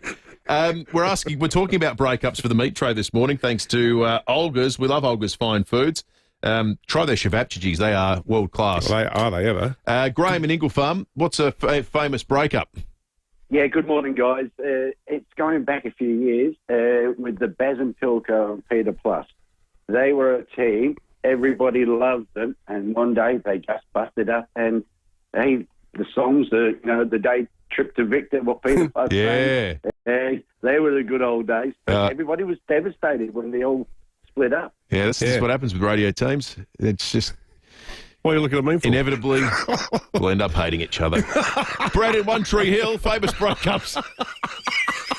Well, good morning, Dave and Will.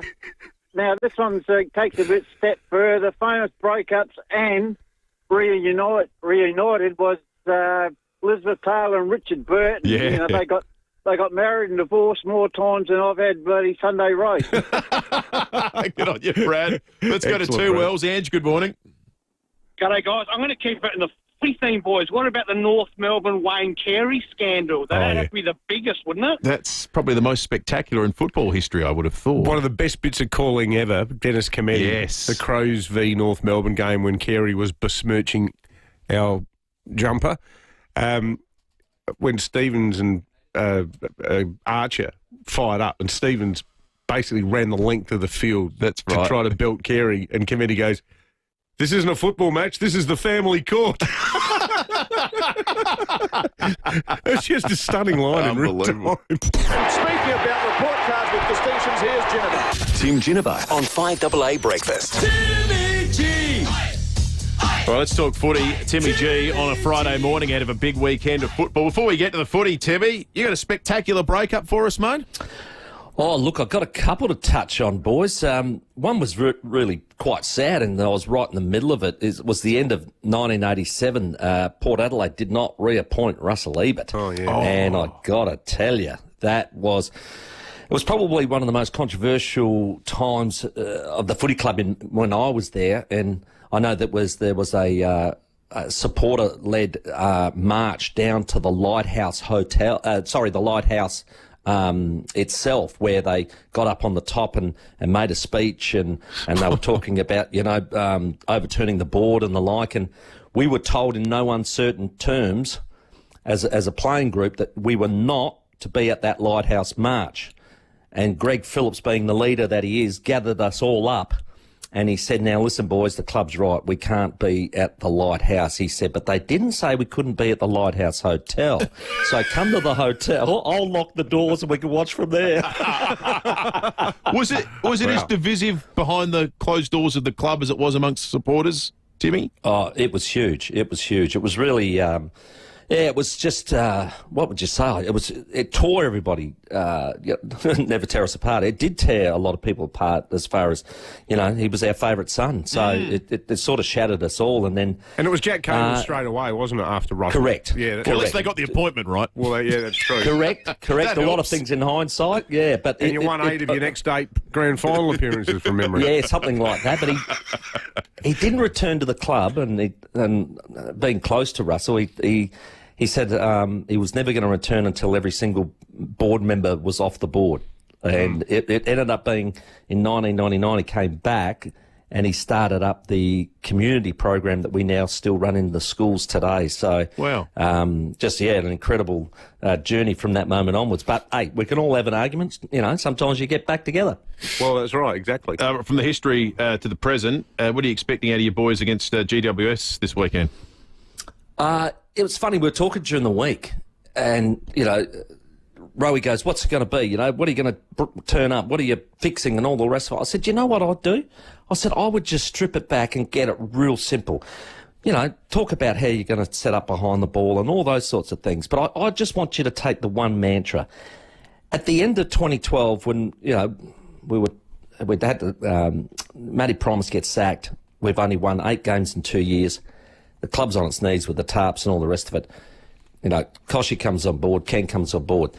They said to Ken, what are you going to hang your hat on? And he said, well, we're starting from a low base.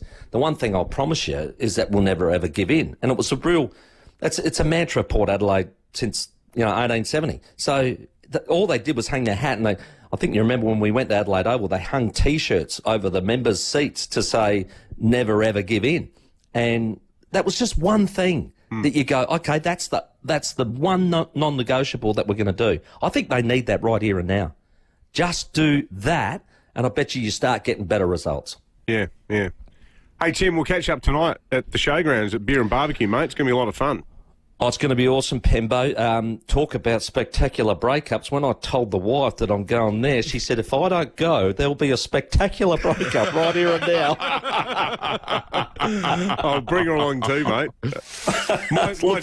My daughter's coming. Her boyfriend's a Mad Wolf Mother fan, so we're going to have a bit of a family connection on the night as well, but it's going to be great seeing you there. It's going to be awesome, buddy. Look forward to it. All right, mate. Cheers. Good on you, Timmy. Big weekend of football, of course, starting tonight at Adelaide Oval. You hear it all here on 5AA. We've got you covered right across the weekend. 5AA News Time. The Treasurer of South Australia, the morning after handing down the state budget, is next. There was this huge spider. Really silly place for a letterbox. Seriously, there were cows all over the road. At FIVEAA Panel Services, we've heard it all. But the one thing we hear often is, when will my car be ready? In most cases, we can start work straight away, thanks to our state-of-the-art workshop and highly skilled team. Ask your insurance company for FIVEAA Panel Services. With over 45 years' experience, we'll get you back on the road sooner. premierpanel.com.au. For those whose pool is the main feature of their yard, Walco offer a special mesh cover to keep debris and leaves out while making your pool area look stunning all through winter. Join the great cover-up and ask Walco about their stylish new mesh pool covers. Walco.com.au.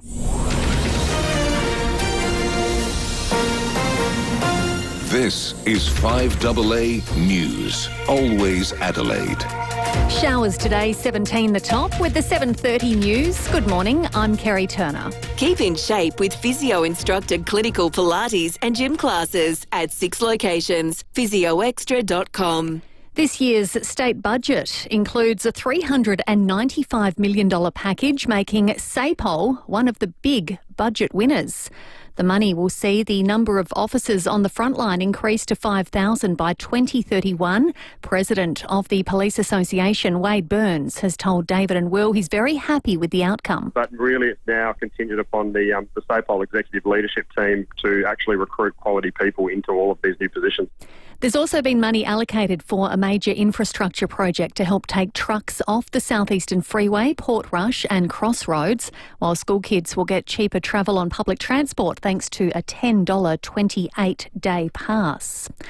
A stolen car has been torched at Brahma Lodge. Just before 8 last night, patrols and fire crews were called to a car fire on Jersey Avenue. Senior Constable Holly Frisbee says a Mercedes-Benz sedan was found engulfed by flames. Despite the efforts of fire crews, the car was destroyed.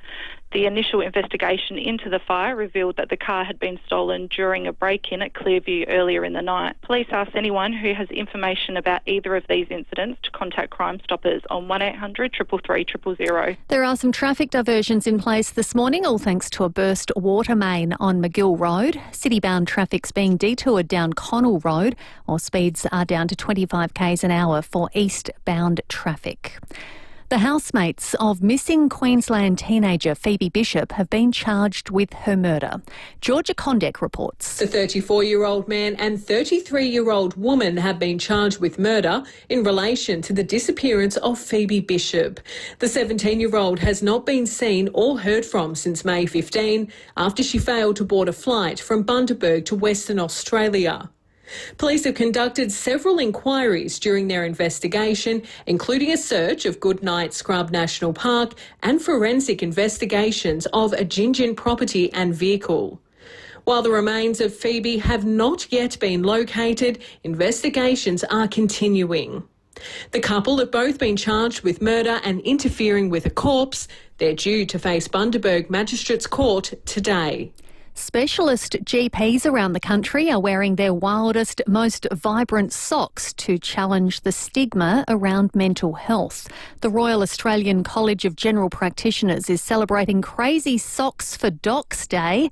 President Dr. Michael Wright says it's an opportunity to recognise the barriers both patients and GPs can face when seeking mental health care. We know mental health issues are really common all across the population.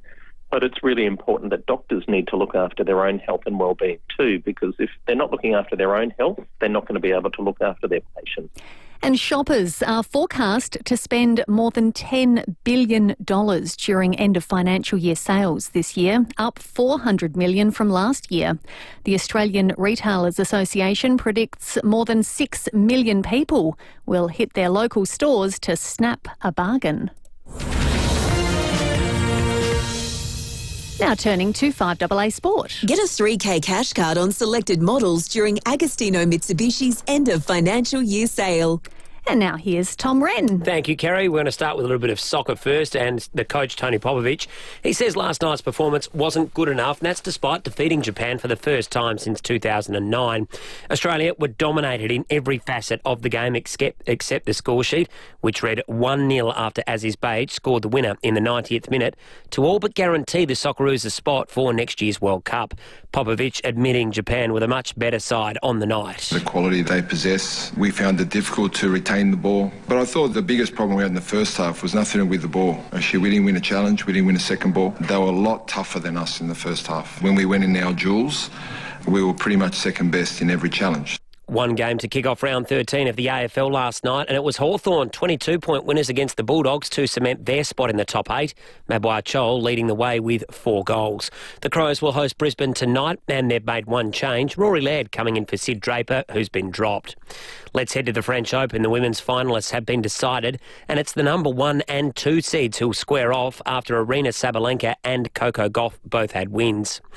To rugby league, the Newcastle Knights have completed a stunning comeback to ease some pressure on under-fire coach Adam O'Brien and beat the Manly Sea Eagles 26-22.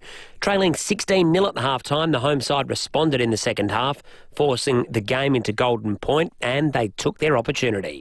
Flick to Hunt, Benson back to Ponga! Newcastle complete the miracle! Can you believe it? Yeah, an amazing performance that audio thanks to Fox and Kerry. That is the 5AA Sport. Thank you very much, Tom. Now checking 5AA traffic. Switch and save on your car service and repairs. Call 1300 Automasters. The wet conditions are causing a little bit of chaos out there this morning, so drive carefully and pop the lights on. In Croydon, a car is stuck on the median strip at Regency Road near Cooper's Brewery. In Wingfield, a smash on Hanson Road near the Wingfield interchange causing some delays, and another collision in Trop Park at the Southern Expressway near the Young Street Bridge. Harris Scarf's mid-season sale is on now. Save 40% off pillows and sheet sets. Exclusions apply. Harris Scarf, great brands, great prices. Adelaide's most accurate traffic on 5AA. Now checking the 5AA forecast. The Jodie Lee Foundation wants you to act on bowel cancer symptoms. Visit trustyourgut.com.au. Showers today, a top of 17. More rain on the way tomorrow, 17. Showers on Sunday, down to just 13. And for our public holiday Monday, showers and 16. Right now it is 9 degrees on 5AA, always Adelaide. Austrac Campers' end of financial year super sale is here. Massive deals kick off this June. So head into your nearest showroom or your local show to save big on rugged off-road campers. Austrac Campers. It all started in the back shed. Maybe it started early or late. Either way, the Olympic Industry sale means there's no need to wait. With big savings on our entire range of SA-engineered sheds, garages, carports and verandas, you can afford to start something big, tough or tasty in your own backyard. Start something with the Olympic Industry sale. On now. Hi, Pretty Bit here for Mawson Lakes Mazda. With all the end of financial year deals we've got going, you really should be here too. All makes, models and colours are being cleared, no exceptions. And there's a huge range of low-K demos, all ready for immediate delivery. Plus, you'll get free on-roads, free stamp duty, free 12-month rego and $500 worth of accessories. No gimmicks, just great deals. Mawson Lakes Mazda, Salisbury Highway, T's and C's apply. Sold by McGain again. But there's still limited homes out there, so you've got to get along to these open inspections. Tomorrow from 11 to 11:30am, Sam Raven and Big Bad Baz Rampole are opening 672 Morford Road, Seaview Downs. This fantastic, fully renovated 4-bedroom home sits on a 1,300 square metre block. Wow. Stunning sunset views over the Adelaide coastline, features 2 living rooms with views, raised timber deck for watching the evening sunsets as well. Sounds like heaven on earth. Call Sam or Baz to place your best offer. And then something really special. Sandy Robinson is presenting 216 the Esplanade, bang on the water, Seacliff. It's a signature Max Pritchard design, beautifully updated in 2023, truly a must-see. Beyond the stunning views, the property features not one but 2 completely separate residences, but both on the one title. Now, Sandy will be holding a special invite-only champagne sunset viewing, if you don't mind, so please call the McGain Brighton office to register your interest. Take a look at these properties and all the McGain listings at mcgain.com.au. Hyundai end of financial year sale is on now. Jump into the Tucson from $39,990 drive away at your participating Hyundai dealer. David Penberthy and Will Goodings, 5AA Breakfast. 21 to 8, it is still dark outside. You'd say gloomy if not for the fact that I think we're all delighted it's raining, and it's going to rain significantly over the course of the weekend. Stay indoors, enjoy the footy or whatever you do over a long weekend, or maybe tune into the Facebook and YouTube live stream right now, because the Treasurer of South Australia is in the chair the morning after handing down the state budget. Treasurer, good morning to you. Good morning, Will. Morning, Dave. Good to be with you. Thanks for coming in, Treasurer. Are we living beyond our means? Oh, we've got the budget in surplus. It was one of the things that was important to us to do when we came into government, to get the budget back into surplus after COVID. We've done that. And it's a pretty anaemic surplus. Oh, look, this year it is, because we've had to respond very quickly to things like FIVEAA and the drought. But that's, I think that underlines why you've got to aim for surpluses, so that the budget's got some capacity to respond either to economic or community needs. And we've got not only a surplus for the current financial year, smaller though it is compared to what we originally predicted because of those reasons, but we're forecasting surpluses across the forward estimates. And that's what gives us the confidence, while we've got capacity, while we can still deliver surpluses while making those massive investments in those big infrastructure projects and taking on the extra debt onto our balance sheet. But aren't FIVEAA and the drought 2 examples of how unforeseen events place pressure on the budget? So if you have such a slim surplus now, and we've got borrowings that are so high that yesterday you got a formal warning, a formal shot across your bows from Standard & Poor's about they might actually reduce the state's credit rating. Aren't we running it too tight? Well, I think you should also, I think you've also got to factor in how else we responded to Whyalla. So, we had $600 million set aside for the hydrogen jobs plan, which we were committed to rolling out. And of course, over the last 12 months, as I said yesterday, particularly in my budget speech, when it became clear to us that we were going to have to intervene on Whyalla, and when it became clear that we were going to have to put in such a huge amount of money to partner with the Commonwealth to do that, we've taken a responsible, it's a regrettable decision for us because we were passionate about hydrogen, but we've taken a responsible decision to defer that to make sure that we could ease the pressure on the state's balance sheet by stepping into Whyalla so significantly. So if you can keep the budget in surplus, if you're prepared to reorder your priorities to make sure that you've got room to act in support of either the economy or the community, I think that's a responsible way to manage the finances. Where have all the surpluses over the future gone? Because if you look at the deterioration from the mid-year budget review in the surpluses that were being forecast then, obviously this year it's gone from 201 million to 18, and you've said, okay, Whyalla and a drought and so forth. The following year it was meant to be 449 million, it's going to be 179. The year after that, 643, it's going to be 369.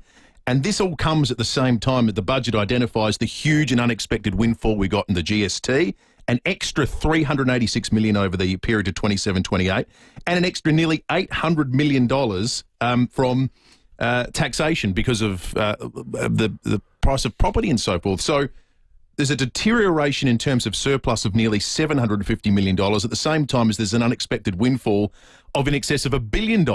Where's all that money gone? Well, specifically next financial year, a lot of that surplus has been set aside within the budget in case we need to extend the period of administration for Whyalla. So that explains why next year's surplus is only 179. Otherwise, it would be half of our share or $184 million higher. But yes, you're right, we have had stronger revenues and those surpluses are a little lower because that's given us the capacity to make some of the spending decisions that we announced yesterday in the budget, all the way from policing, which you guys have reported on, to the health system, to the cost of living support, to have another go at investing in housing as well. So each year you work out what's happening with your revenues, how much capacity you've got, and then you make your spending decisions accordingly. Well, to that end, there's an area of the budget. You guys have set yourself targets about restrained spending and responsible budget management. One of those is operating expense growth, not exceeding 4% a year. And this just strikes me as some heroic assumptions are being made given where we've been. This last year, operating expense growth, how much we're spending, grew by 8.8%. This year ahead, it's forecast to 4.1%. So that's beyond the target. Then the years after that, 1.9%, 2%, 2.8%. What gives you confidence that you guys are going to be able to control yourselves in the out years of the budget when all the evidence suggests you haven't met your targets in the first two? Yeah, I mean, certainly last year and in the current year, we've had to put a huge amount of additional funding in for areas, not just Whyalla, that's not the majority of it, but we've also had to sign up to new partnerships with the Commonwealth on skills funding, on our schools funding, and we've also tried to take the opportunity to invest in additional health expenditure. But as I've said on your program before, we are tipping in an extraordinary amount of additional money into our health system. Yesterday, our announcements took the total over our first budgets, and including this budget, to $9 billion in total. And incidentally, I heard the bloke from the AMA on before saying health feels 4 goals down. Well, it must be a high-scoring game if you've tipped in $9 billion into health, and that's how they're feeling about it. But that can't continue on into the future. And while we've got expenditure growth across our health system into the future, it's not going to continue on at the pace that it has been, because the task that we've had in this first period has been trying to restore the capacity in our hospitals to stop the cuts that had been factored into doctors and nurses and ambulance officers by the previous government. I think we've done a lot of that restorative work. That's continued a bit in yesterday's budget, but once we've restored that capacity, we're not going to have to keep dialing it up to the same extent for the next 4 or 5 years. But isn't the problem we have, or rephrase this, isn't the problem that you have as a government and that we have as a community, when you hear all the lobby groups after 7 o'clock, I mean, the chief criticism that people make, regardless of the field that they represent is, we'd like to see more money being spent there.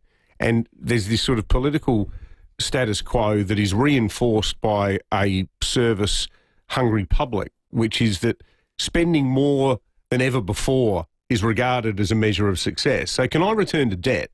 It goes up $4 billion, roughly, every year for the next 3 years. It hits $48.5 billion in 3 years' time.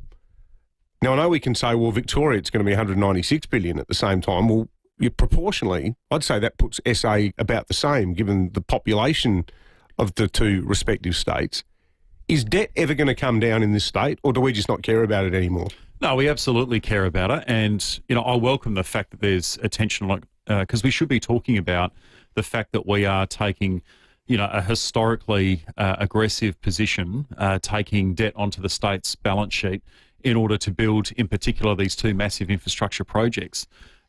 We certainly don't compare ourselves to Victoria or aspire to be anything like them. But we are, aren't we? No, not at all. And, proportionally. And you would have seen in the presentation I provided yesterday and in the budget papers that when you compare South Australia against other states like New South Wales or Queensland, and of course Western Australia is an outlier for other reasons, but when you compare ourselves to those other states, we still compare favourably on our balance sheet and debt metrics. And doesn't the Standard & Poor's warning yesterday, which is pretty embarrassing, just within minutes of the budget they put out a statement like that, doesn't that suggest that these people who are totally independent, they know how money works, they know how dangerous debt is, they basically said to you, watch out, guys, because you're potentially on the same trajectory as a failed state like Victoria?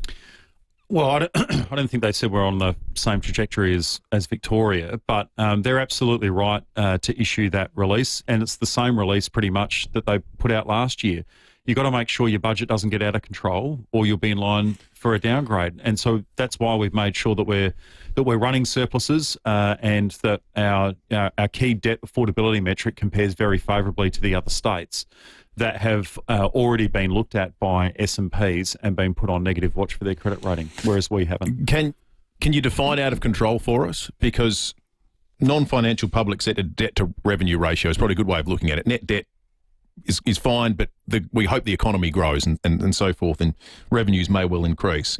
But the budget says debt to revenue, 99.9% this year. You get to the out years of the budget, it gets to 136.7%. It's growing every single year over that period. So what's too much?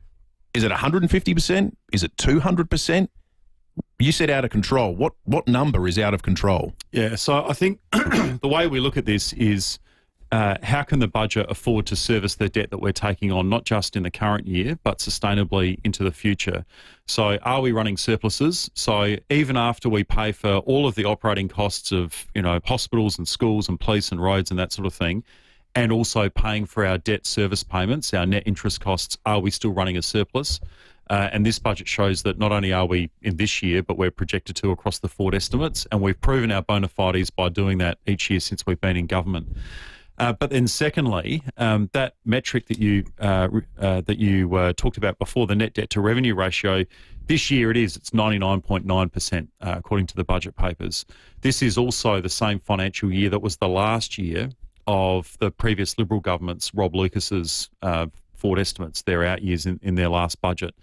They projected the net debt to revenue ratio to be 129.6%. So for the same year, debt is $2 billion lower this year, and that key debt affordability metric that ratings agencies like Standard & Poor's look at is a full 30 percentage points better. And what that shows is our revenue, the size of our budget has grown. It's given us a greater capacity to take on more debt, to service that debt, and still run budget surpluses. But by the sounds of that, it sounds like, and look, we don't get polling, but we haven't had by-elections, and on the strength of those, it sounds like you guys will be in power longer than the Ming dynasty. 136.7%, and your expectation is, well, that number will continue to go up in the next term of government. Well, it may well. I mean, as I've said on this program previously, and you guys asked me about this last week, I think it was, do we expect debt to continue to go up? It will, until we finish the major construction period of the tunnels and the Women's and Children's Hospital. The forward estimates that we've got in this budget is not quite there. We've probably got another financial year or a couple of financial years until we finish that. But then what you'll see is that level of capital expenditure or infrastructure spending each year that we showed yesterday, it's going to be $7 billion per year for the next 3 years. And then in the last year, it starts coming down, $6 billion, and that will continue to come down. Will it, though? Because this is the thing, because like crystal ball sort of approach would be that in, 10 years' time, the big argument will be the mega suburbs stretching all the way between Aldinga and Yankalilla need a new Noarlunga hospital. Like, things change, and it feels like we're too far. The debt has put us too far behind to keep running these big ticket items, unless we take the Bob Carr, Michael Egan approach. Michael Egan just sat there going, I'm just going to pay off all the debt. That's all I'm going to do. And he used to just stand up to caucus and he stood up to all the lobby group and said, we're going to make New South Wales debt free. And he did a terrific job at that because he said no. Well, I was working in the government here in South Australia when in 2007 and 2008 we did exactly the same thing here in South Australia. We paid off general government sector debt. And I remember the calls from the media, from Business SA at the time, screaming at the government to take on debt, to use the state's balance sheet to invest in social and productive infrastructure. And so that's what we're doing. We're making sure that we're not racking up debt because the budget's recording massive deficits and we're borrowing money to service those deficits. We're borrowing money to build infrastructure that's going to benefit successive generations of South Australians. And I think that that's an appropriate thing to do as long as that debt remains serviceable and affordable. And I think the budget shows in the settings that we've got, it is serviceable and affordable. If it becomes unserviceable and unaffordable, you'll start seeing that by the fact that we start running deficits or our interest costs get out of control. But I think we're in an environment at the moment where we've got the balance right. We can still have a surplus so we can respond to community needs when we need to unexpectedly, but we can also afford to meet the costs of taking on this debt to deliver, really productive infrastructure for the benefit of the future. We always appreciate our chats, Treasurer. Thank you so much for coming in. And now during the ad break, I want to find out how long the Ming dynasty was in power for. Couple hundred years, I think. Steve Mulligan, Treasurer, thanks for joining us in the studio. Thanks so much, guys. All right, let's check traffic. Register for the Big Brunch because every bite counts. Go to thebigbrunchdrive.com. The wet conditions are causing a little bit of chaos out there this morning. Drive carefully and pop the lights on to be safe. Through Wingfield, if you're heading through Hanson Road, there is a smash near the Wingfield interchange, and at Trop Park, another one on the Southern Expressway near the Young Street Bridge. Slowing also through Hillier at Anglevale Road near Wingate Road, down to 40 in both directions through there. Make tough jobs more effortless in the GWM Canon Alpha plug-in hybrid from $60,490 drive away, plus free charger for ABN holders. Terms and conditions apply. Adelaide's most accurate traffic on 5AA. Introducing the Caliente by Beechwood Homes, a multi-level masterpiece of design, innovation and style. Inspired by the effortless glamour of Palm Springs in California, it's bathed in natural light through clever architectural design. At its heart, a stunning 6-metre island bench anchors a kitchen that's as beautiful as it is functional. This extraordinary display home will be ready to experience soon in Craigburn Farm. Life's good. It's even better in a Beechwood home. Visit Jarvis Toyota's brand new undercover home in Brighton Road, Somerton Park, and take advantage of savings across the Toyota certified pre-owned range. Enjoy the same feeling you get with a new Toyota at Jarvis Toyota, with all certified pre-owned vehicles tested and backed by Toyota, including a full service history and 90-point safety check. Toyota certified pre-owned in a class of its own. Come and experience the difference at the new Jarvis Toyota, Brighton Road, Somerton Park. Hi, Daniel Tarley here, General Manager of Home. That's HAUME. Sometimes renovating an older home built before the 90s is just not worth the hassle, time or the cost. Instead, we buy your home as it is and give you as much time as you need to find your new dream home. We don't charge fees, there's no advertising costs or commissions. We just make the process of selling your home easy. Look out for a letter from us in your mailbox or visit home.com.au. That's HAUME.com.au. Now, where's the best spot in Australia for Friday night food? We'll tell you. It's only at the Adelaide Central Market. Fridays at the Market rule, freshly shucked oysters, house-made pizza, World famous Luxa lasagna, just like Nonna used to make, Portuguese tarts and Algerian paella. Whatever you feel like, you'll find it on Fridays at the Adelaide Central Market, along with deliciously cheap food and an electric atmosphere. You'll also find great specials on produce and fantastic live music. You can do your eating and your shopping in the one excellent spot. It's the place to be on Friday nights, the market. Open Tuesday to Saturday, late night trading on Fridays till 9 p.m. For more information, visit adelaidecentralmarket.com.au. Friday nights, only at the market. A new battery rebate is here, and it's a game changer. The Cheaper Home Batteries program with NRG Solar makes smart storage more affordable than ever. Eligible homes and small businesses can save thousands, and households could slash power bills by up to 90% with a solar and battery combo. NRG Solar will guide you through and lock in the rebate before the masses catch on. Head to nrgsolar.com.au or call 1300 858 160. Don't wait. The smart move is to act now. 5AA Breakfast is streaming live right now. To watch, simply head to 5AA on Facebook or YouTube. Hyundai end of financial year sale is on now. Jump into the Tucson from $39,990 drive away at your participating Hyundai dealer. David Penberthy and Will Goodings. 5AA Breakfast.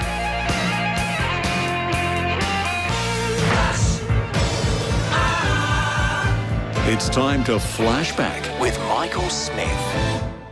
Time to jump in the time machine and head back in time with Michael Smith from 7 News. Wonderful flashback segment you can catch on 7 News Sunday nights from 6 o'clock. Michael, good morning to you. Good morning, Will and David. We're celebrating a birthday on Flashback this week. This Sunday is June the 8th, and on June the 8th in 1983, Adelaide medicos made global headlines because the world's first IVF triplets were born at Flinders. Chinara, Aaron and Jessica Guare. They sold to Tony and Elaine Guare, a couple from Morford Vale, who'd been trying for about 8 years to have their second child. You're thinking, Chinara, that's an unusual name. They actually made up the name for their firstborn triplet. Chinara is named in honour of Dr. Christopher Chen, who's the fertility specialist who helped this happen for them. A lot of interest in the triplets at the time. You have to bear in mind South Australia's first IVF baby, Matthew Wooten, had only been born 6 months earlier, also at Flinders. It was a difficult pregnancy for Elaine.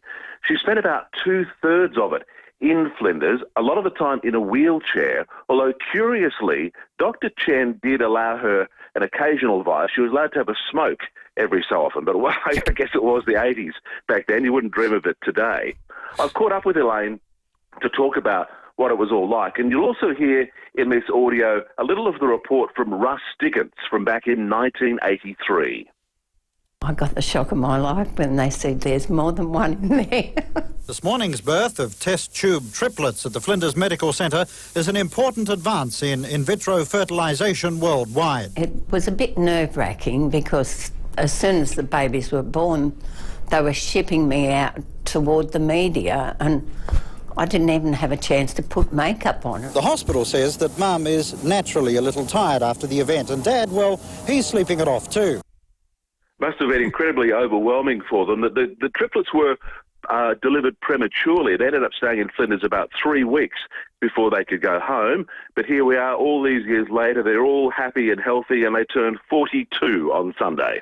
Have they remained out of the public eye, the triplets, Michael? Very occasionally, I think the Tiger catches up with them for their 18th and their 30th and those sort of things. Elaine said one of the biggest challenges, of course, when she got them home was what to do with nappies. And they thought they'd go down the cloth path to begin with. She had 24 pink nappies for the girls and 12 for Aaron, but soon realised she spent most of the time washing, so they switched to Kimby's pretty quickly. Good stuff, Michael. Michael Smith, 7 News Flashback. Catch him on Sunday night, 7 News from 6 o'clock. We're going to take a break.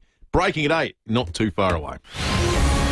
Local news and information first.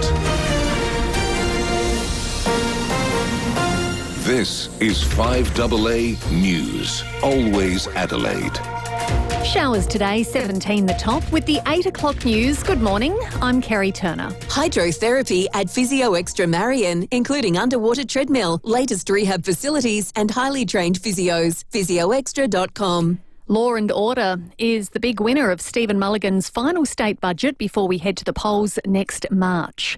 A $395 million package has been allocated, increasing to 5,000 the number of frontline police officers by 2031. Families with school kids will see public transport savings thanks to a new $10 28-day Metro card. And the $200 sport and music voucher program will continue.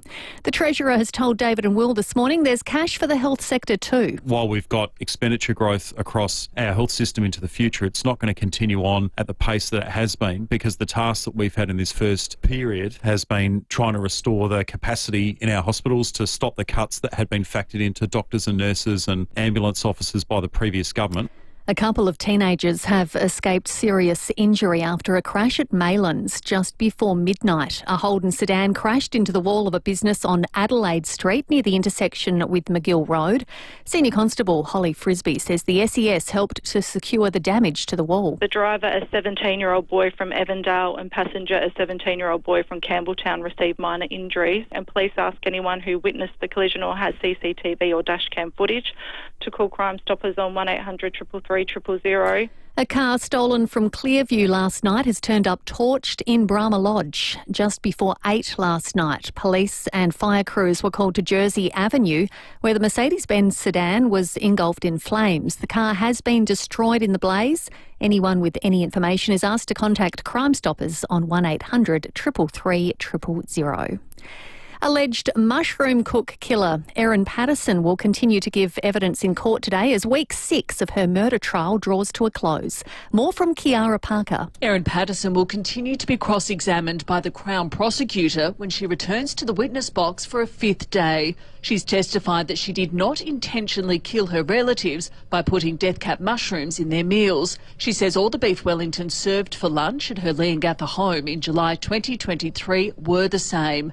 The 50-year-old has admitted she lied to police when she said she never foraged or owned a dehydrator, but rejected the accusation that she disposed of her dehydrator at the tip to get rid of evidence. When she was shown images of mushrooms on her kitchen scales, she disagreed with the prosecutor's suggestion that she was weighing death cap mushrooms to calculate the weight required for a fatal dose. The jury has been told the trial could be extended into late June. The housemates of missing Queensland teenager Phoebe Bishop will face court today charged with her murder. The 34-year-old man and 33-year-old woman were arrested in the Bundaberg area last night. The 17-year-old has not been seen since May 15. Her remains have not been found. And tensions between the US president and the world's richest man have escalated further. During a meeting with the German Chancellor, Donald Trump has spoken about his soured relationship with Elon Musk, threatening to cut the billionaire's government contracts. In recent weeks, Mr. Musk has criticised the president's spending plan. Now, Mr. Trump has responded to the criticism. Elon and I had a great relationship. I don't know if we're well anymore. I'm very disappointed in Elon. I've helped Elon a lot. Now turning to 5AA Sport. Get up to $2,000 loyalty bonus when you trade in during Agostino Mitsubishi's end of financial year sale. Here's Tom Wren. Thank you, Kerry. The countdown is on to a blockbuster top 4 battle between Adelaide and Brisbane. The Crows have made one change for tonight's match, welcoming back Rory Laird after he was managed last week while Sid Draper has been dropped. Port Adelaide, meantime, has made 3 changes for its clash against GWS tomorrow night in Canberra. Asava Radaglia, Kane Farrell and Josh Sin all return, while it's expected Jason Horne-Francis will come back next week. The Socceroos have beaten Japan 1-0 in Perth to move a big step closer to qualification for next year's World Cup, as is Beige breaking the deadlock in the 90th minute. Cut back, they're queuing up here. It's Beige! Unbelievable! They've done it! In the very last minute of the game. As is Beige with his first international goal in 13 years. Unbelievable, that call there on 10. Let's go to tennis. Arena Sabalenka's advanced to her first final at the French Open.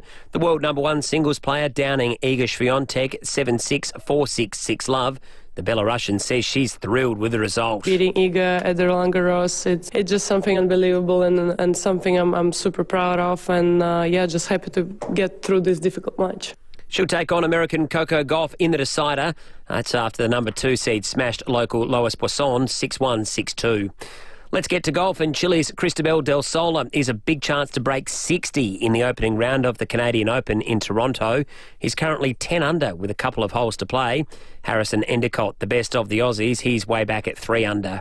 And the NBA Finals Series will tip off later this morning with the Oklahoma City Thunder hosting the Indiana Pacers. That's in Game 1 of their best-of-7 series. And that's the 5AA Sport. Now checking 5AA traffic. Switch and save on your car service and repairs. Call 1300 Automasters. Be careful out there this morning. The wet conditions are causing a little bit of chaos. If you're heading through Croydon, a car is stuck on the median strip at Regency Road near Cooper's Brewery. Through Trop Park, an earlier collision on the Southern Expressway near Young Street Bridge, still causing some delays. Around Kidman Park at Findon Road near Beltana Street, it's down to 40 in both directions. Today is Free Delivery Friday at Pet Barn. Spend over $99 and get free 2-hour delivery. Guaranteed. Shop petbarn.com.au. T's and C's apply. Adelaide's most accurate traffic on 5AA. Now checking the 5AA forecast. The Jodie Lee Foundation wants you to act on bowel cancer symptoms. Visit trustyourgut.com.au. Showers today, a top of 17. More rain on the way tomorrow, 17. Showers again on Sunday, dropping down to just 13. And then showers for our public holiday Monday and 16 degrees. Right now it is 9 degrees on 5AA, always Adelaide. Fluorio Milk Company will always put SA first, and you can too. When you reach for milk, reach for Fluorio Milk Company products and support our dairy farmers and their families. We guarantee that all our milk is 100% South Australian and it's always fresh. We have over 24 refrigerated trucks shipping Fluorio milk to cafes, restaurants and supermarkets all over SA. Look for the local in your supermarket. Fluorio Milk Company. We're for SA dairy farmers. There was this huge spider. Really silly place for a letterbox. Seriously, there were cows all over the road. At Premier Panel Services, we've heard it all. But the one thing we hear often is, when will my car be ready? In most cases, we can start work straight away, thanks to our state-of-the-art workshop and highly skilled team. Ask your insurance company for Premier Panel Services. With over 45 years' experience, we'll get you back on the road sooner. premierpanel.com.au.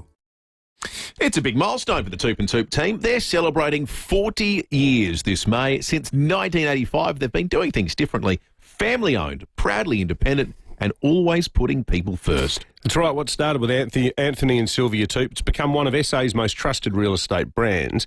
But it's not just their experience, it's their values. Innovation, care and integrity, they're at the core of everything they do. And after 4 decades, they are still raising the bar, helping South Aussies make smart moves and long-term decisions with confidence. So whether you're ready to sell or just exploring your options, now's the perfect time to connect with Toop and Toop. Visit toop.com.au and a huge happy 40th birthday to all the Toop and Toop team. Here's one for the tradies and weekend tourers. Why blow the budget on accessories when you can get the gear that gets you there for less at TJM? Their end of financial year sale is on now till June 22. Get up to 30% off suspension kits, up to 20% off trays, canopies and ball bars, plus 25% off alloy canopies and 20% off drawer systems. Want to know more and see what else is on sale? Head into TJM Nailsworth and Ranella. Take the lead with TJM. The news and issues that matter to South Australia. Always Adelaide. This is 5AA. Hyundai end of financial year sale is on now. Jump into the Tucson from $39,990 drive away at your participating Hyundai dealer. David Penberthy and Will Goodings. 5AA Breakfast. 9 minutes after 8, breaking at 8 coming up in just a moment. Now, you might well be delighted for the garden and the farmers that the rain we're getting is going to be significant over the next few days. 20 mils potentially today, up to 25 Saturday, up to 15 Sunday, and then 5 more on Monday, and then a smattering next week. That doesn't mean you don't want to escape it to go to a place like the Whitsunday Islands. Well, guess what? We got the best of both worlds. It is raining, and we've got some tickets for you. Flights and accommodation, all thanks to Jetstar. You can get there in under 3 hours. Book now at jetstar.com. We're looking for a location. When clue number 3 comes out, if you're the first caller through, correctly identifying it, you're on the shortlist, one of just 6 people that will draw next week to go along for that once-in-a-lifetime holiday. A lot of fun. Okay, clue number 2. one of the Beatles had an influence here. Oh, this is intriguing. Lucy's just given the double eyebrow raise. She's pretty happy with that clue. One of the Beatles had an influence here. Okay, that's second clue. The first clue helped me a bit. The second clue, less so. The third clue coming up and a chance to win is not too far away. All right, it's time for Breaking It Open. Well, I hazard a guess that our guest this morning may well be the happiest person in South Australia about the budget that was delivered yesterday, because the key focus, the only new stuff left really when we got into the lockup yesterday, was the staggering increase in funding for frontline police. Police Commissioner Grant Stevens joins us now as part of our continuing analysis of yesterday's budget, the last one that the Malinowskis government will bring down before it goes to the polls next March. Commissioner, we've had a lot of chats, and thanks for joining us over our regular catch-ups here with the three of us in the studio, where you've been very candid about the pressure on police numbers. Is this exactly the budget you wanted? Yeah, well, thanks, David. Look, let me say, I am happy, and what I'm happy about is the fact that, firstly, that the government has listened to the submissions I've been making to them in relation to the current state of policing and the future needs of the police. But I'm also happy for the men and women of South Australia Police, knowing that they've got support coming their way in an era where I don't think we've ever been dealing with more demand or more complexity. So this commitment by the government through this budget, I think, is a sign that things can only improve. Obviously, we have challenges in relation to making sure we recruit the number of people we've been funded for, but we're doing a lot of work behind the scenes to make sure that we attract people to policing and we get them through the academy and out onto the road. We had the Wade Burns from the Police Association on as part of our panel. He scored the budget for police 8.5 to 9 out of 10, with the caveat that essentially allocating money to hire police is great. Actually realising that and hiring them is the challenge that needs to be fulfilled. How confident are you that we're going to find the police to fill these new positions that have been made available? Look, I have a high level of confidence. We are investing in marketing policing as a career. We are reshaping the way we select people. We are currently doing some work to rearrange or reshape our recruit training program to make it as streamlined as possible. We are committed to international recruiting, which is delivering quality, experienced police officers to South Australia. And I would rather have the challenge of meeting funded positions and filling them than having to continue arguing with government about the need to increase the size of the service. So this is a challenge I'm happy to accept, and I think it's the right way to go. Commissioner, when we talk about urban sprawl, we often talk about the lack of infrastructure, and people think of infrastructure in a material sense, in a bricks and mortar type sense, train stations, train tracks, hospitals and so forth. Have police been the forgotten part of that equation? Because, thinking about an area like Aldinga that only 20 years ago had one service station and, lots of old weatherboardy shacks. Like the growth there, the growth in Yankalilla, the growth in Roseworthy, all over the north and south of the city, and also heading towards, even Callington now, on the way to Murray Bridge, new land releases there. We haven't really kept up, have we? Well, Dave, I don't think the government has had the luxury of forgetting about the future policing needs in terms of facilities, patrol bases, because that's part of our agenda. We've been briefing them on what our forecasts are in relation to the needs going into the next 10 to 15 years. As you say, with Aldinga, our police operate out of a shop front in Aldinga, which was fine 20 years ago. So that's on our continuing list of items that we will be discussing with government. I've made a commitment to spend $1.6 million on the Two Wells police station, because that needs to grow today, and that work is underway. But the government have also indicated that there's a provision being made for a new policing facility out somewhere around that Two Wells precinct because of the significant growth out there. So it's on our agenda, and if it's on my agenda, that means the government's being briefed on it, and there'll be no surprises for them. Commissioner Grant Stevens, thanks for joining us. We'll catch up again soon. Thanks, guys.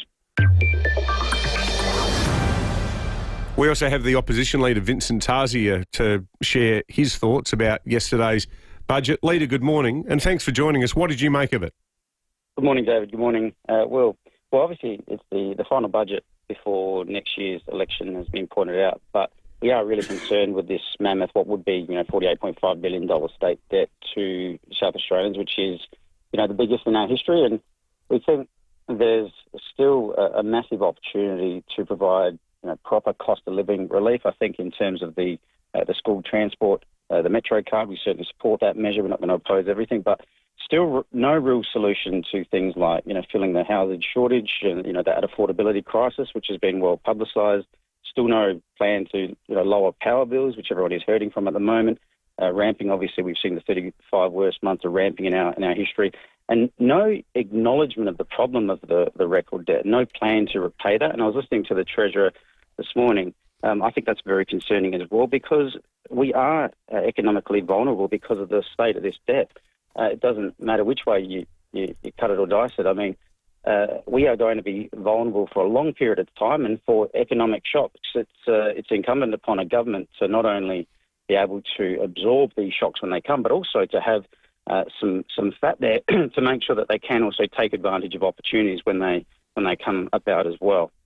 Would you make it a priority under a Tasia Liberal government to start trying to pay down some of that debt? I think at the moment there's just no acknowledgement of the problem. So we would absolutely acknowledge that problem. We've already called for a debt management plan.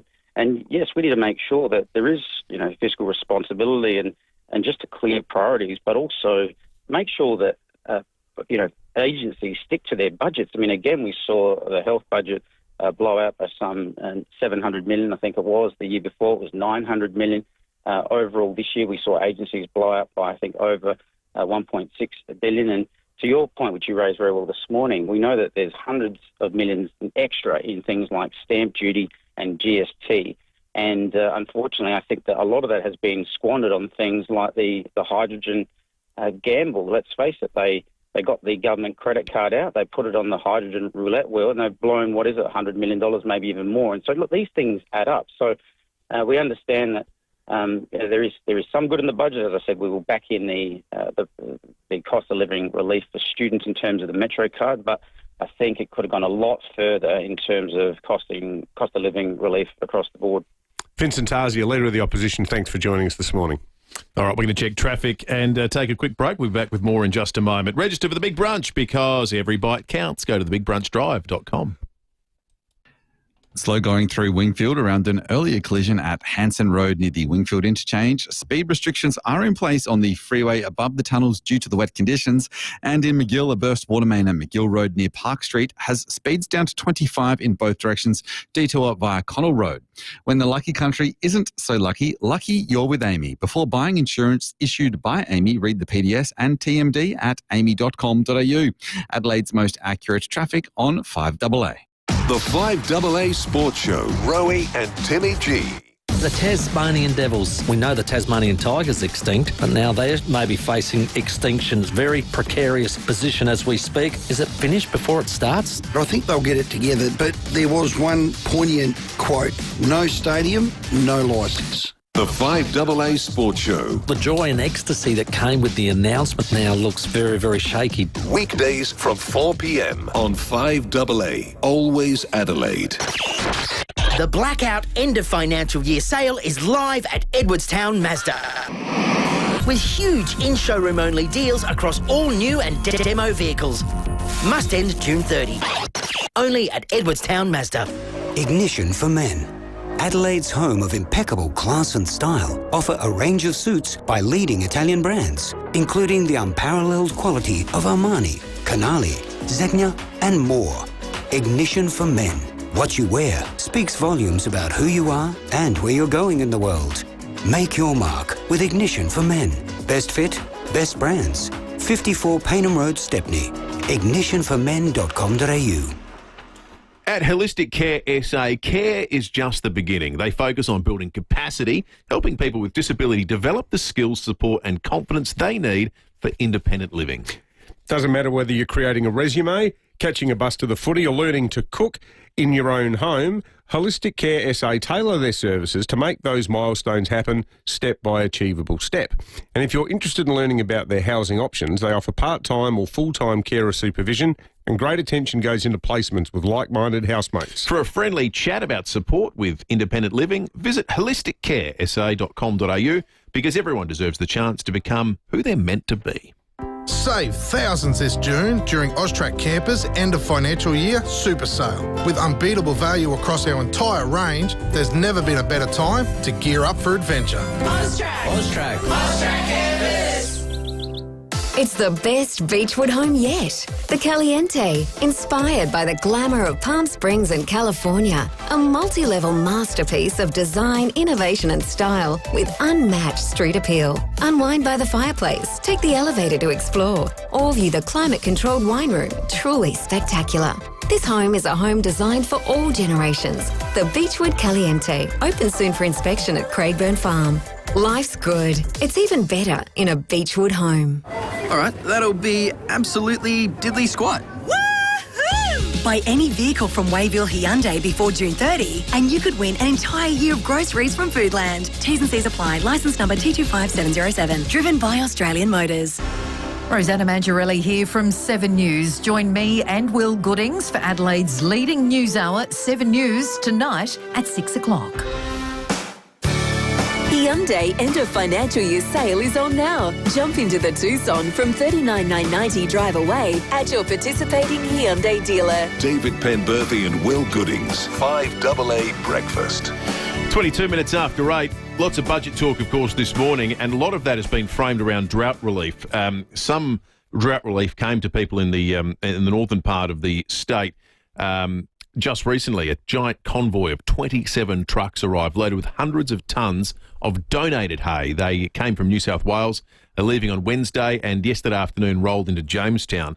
1,500 bales just to be with a view that they would be distributed to some 200 farmers in desperate need for feed for their livestock. One of those is Justine Reynolds, who's located, in fact, in Washpool, about 20 k's out of Jamestown, and the owner of Woodley Hills. Justine, good morning to you.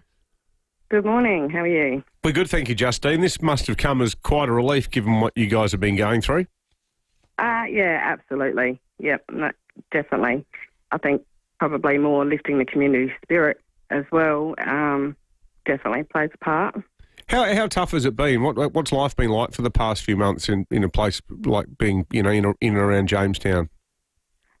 Yeah, well, it's just sad. It's so sad to see the land so thirsty and dry, and the stock, having to manage that.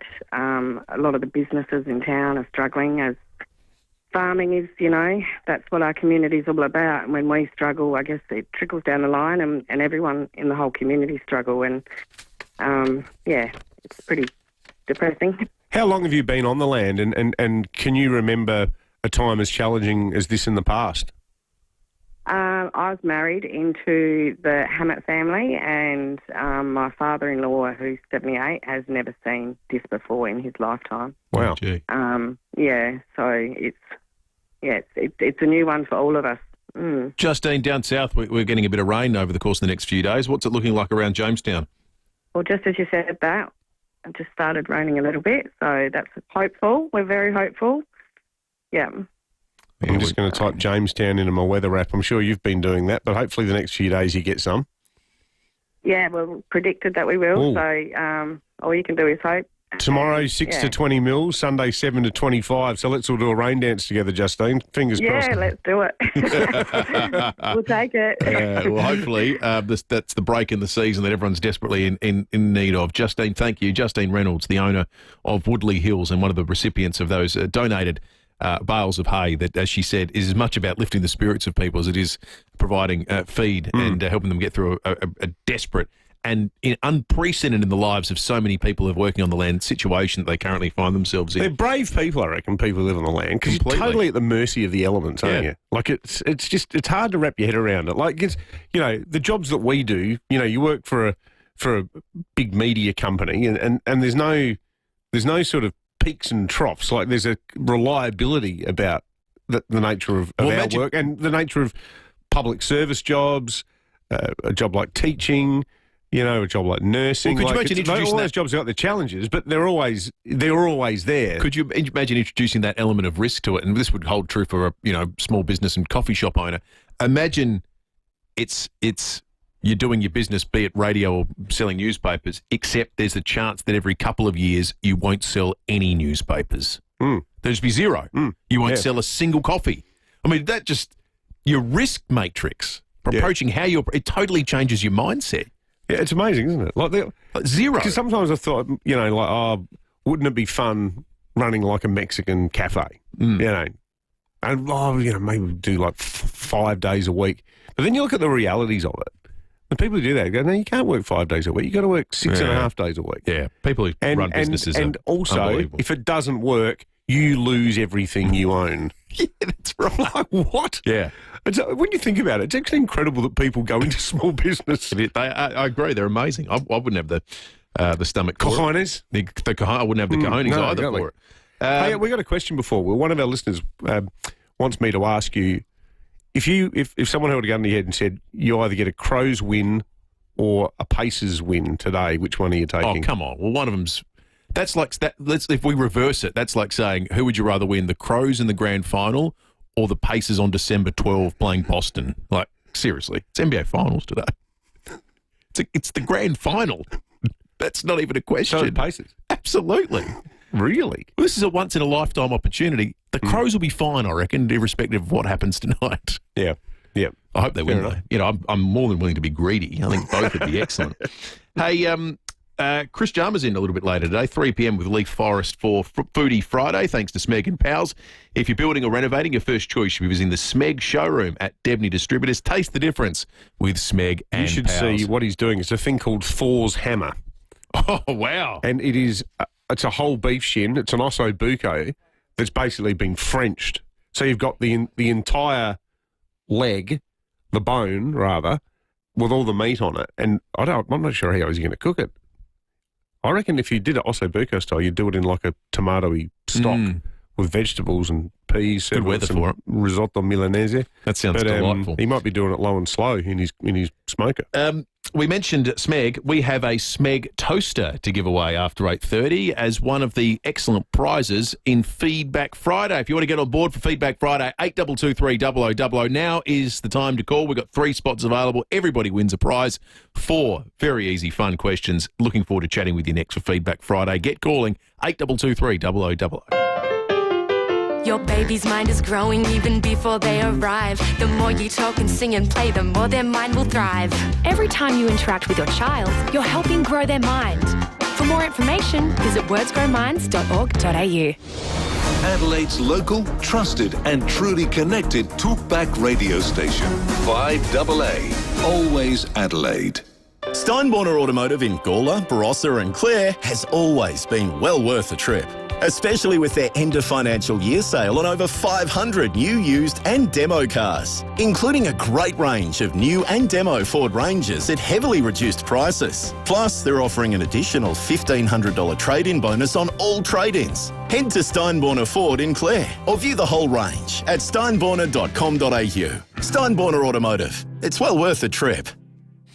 Ever find insurance confusing, whether it's your car, home, investment, property or boat? Well, sometimes you just want to speak to a real person, and that is where RAA can help. That's right. With a dedicated call centre in Mile End and shops across SA, RAA are all about the genuine conversation. Whether you get a quote online, over the phone or in person, you'll always receive friendly, reliable service. So chat to a local about your insurance today. Call RAA on 8202 4567 or you can pay them a visit in-store.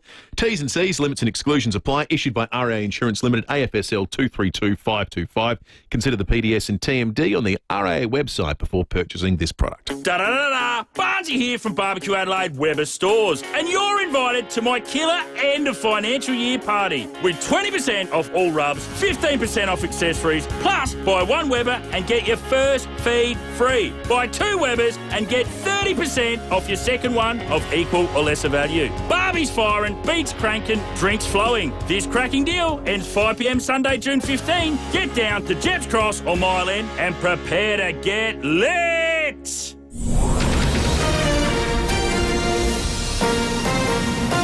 This is 5AA News. Always Adelaide.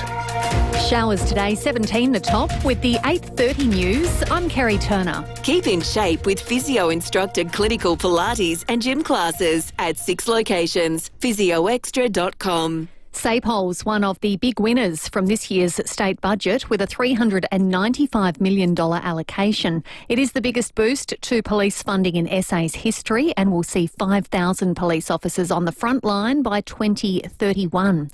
While a new discount Metro card for school kids comes into effect next month, the 28-day student pass will only cost $10, down from $28.60.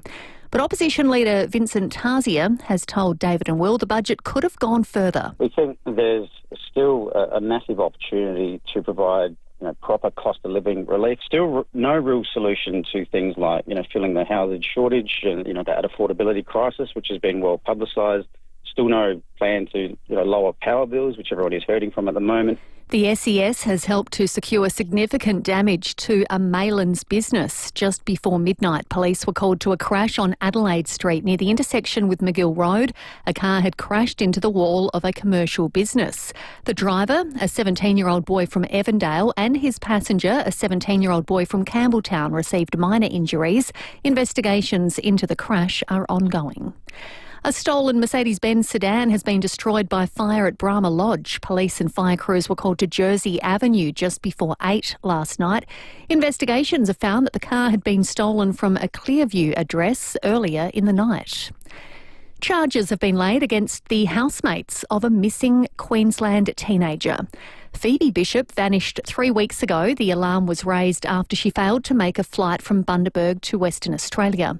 The 34-year-old man and 33-year-old woman have been charged with murder and interfering with a corpse in relation to the 17-year-old's disappearance.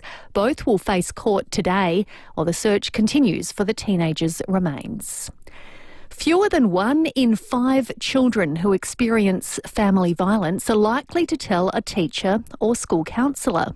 More from Gabrielle Hodson. A Monash University study has found children from homes with domestic violence are more likely to become afraid of authority figures and skip school than disclose what's going on to a teacher or counsellor.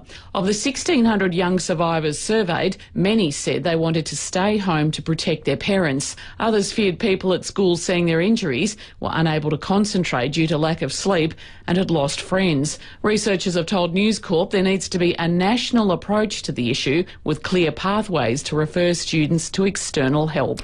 The AFL Commission will meet next week to consider the repercussions for the Tasmania Devils after yesterday's no-confidence vote against Tasmania's Premier Jeremy Rockliff.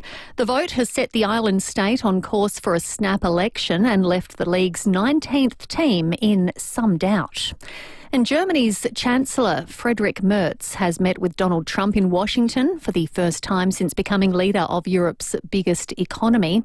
He's called on the US president to take a tougher stance on Russia. America is again in a very strong position to do something on this war and ending this war. So let's talk about what we can do jointly, and we are ready to do what we can. We are looking for more pressure on Russia.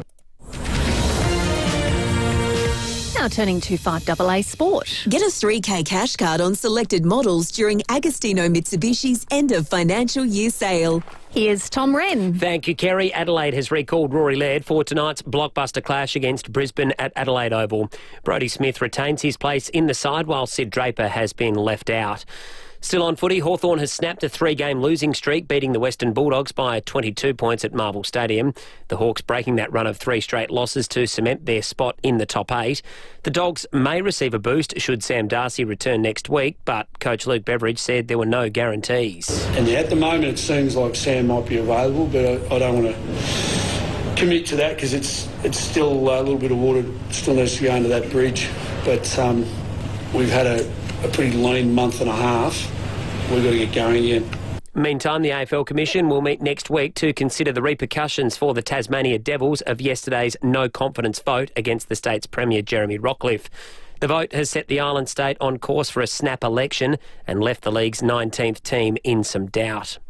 Well, the Socceroos are a step closer to securing a spot in next year's World Cup thanks to a hard-fought 1-0 win over Japan at Optus Stadium in Perth.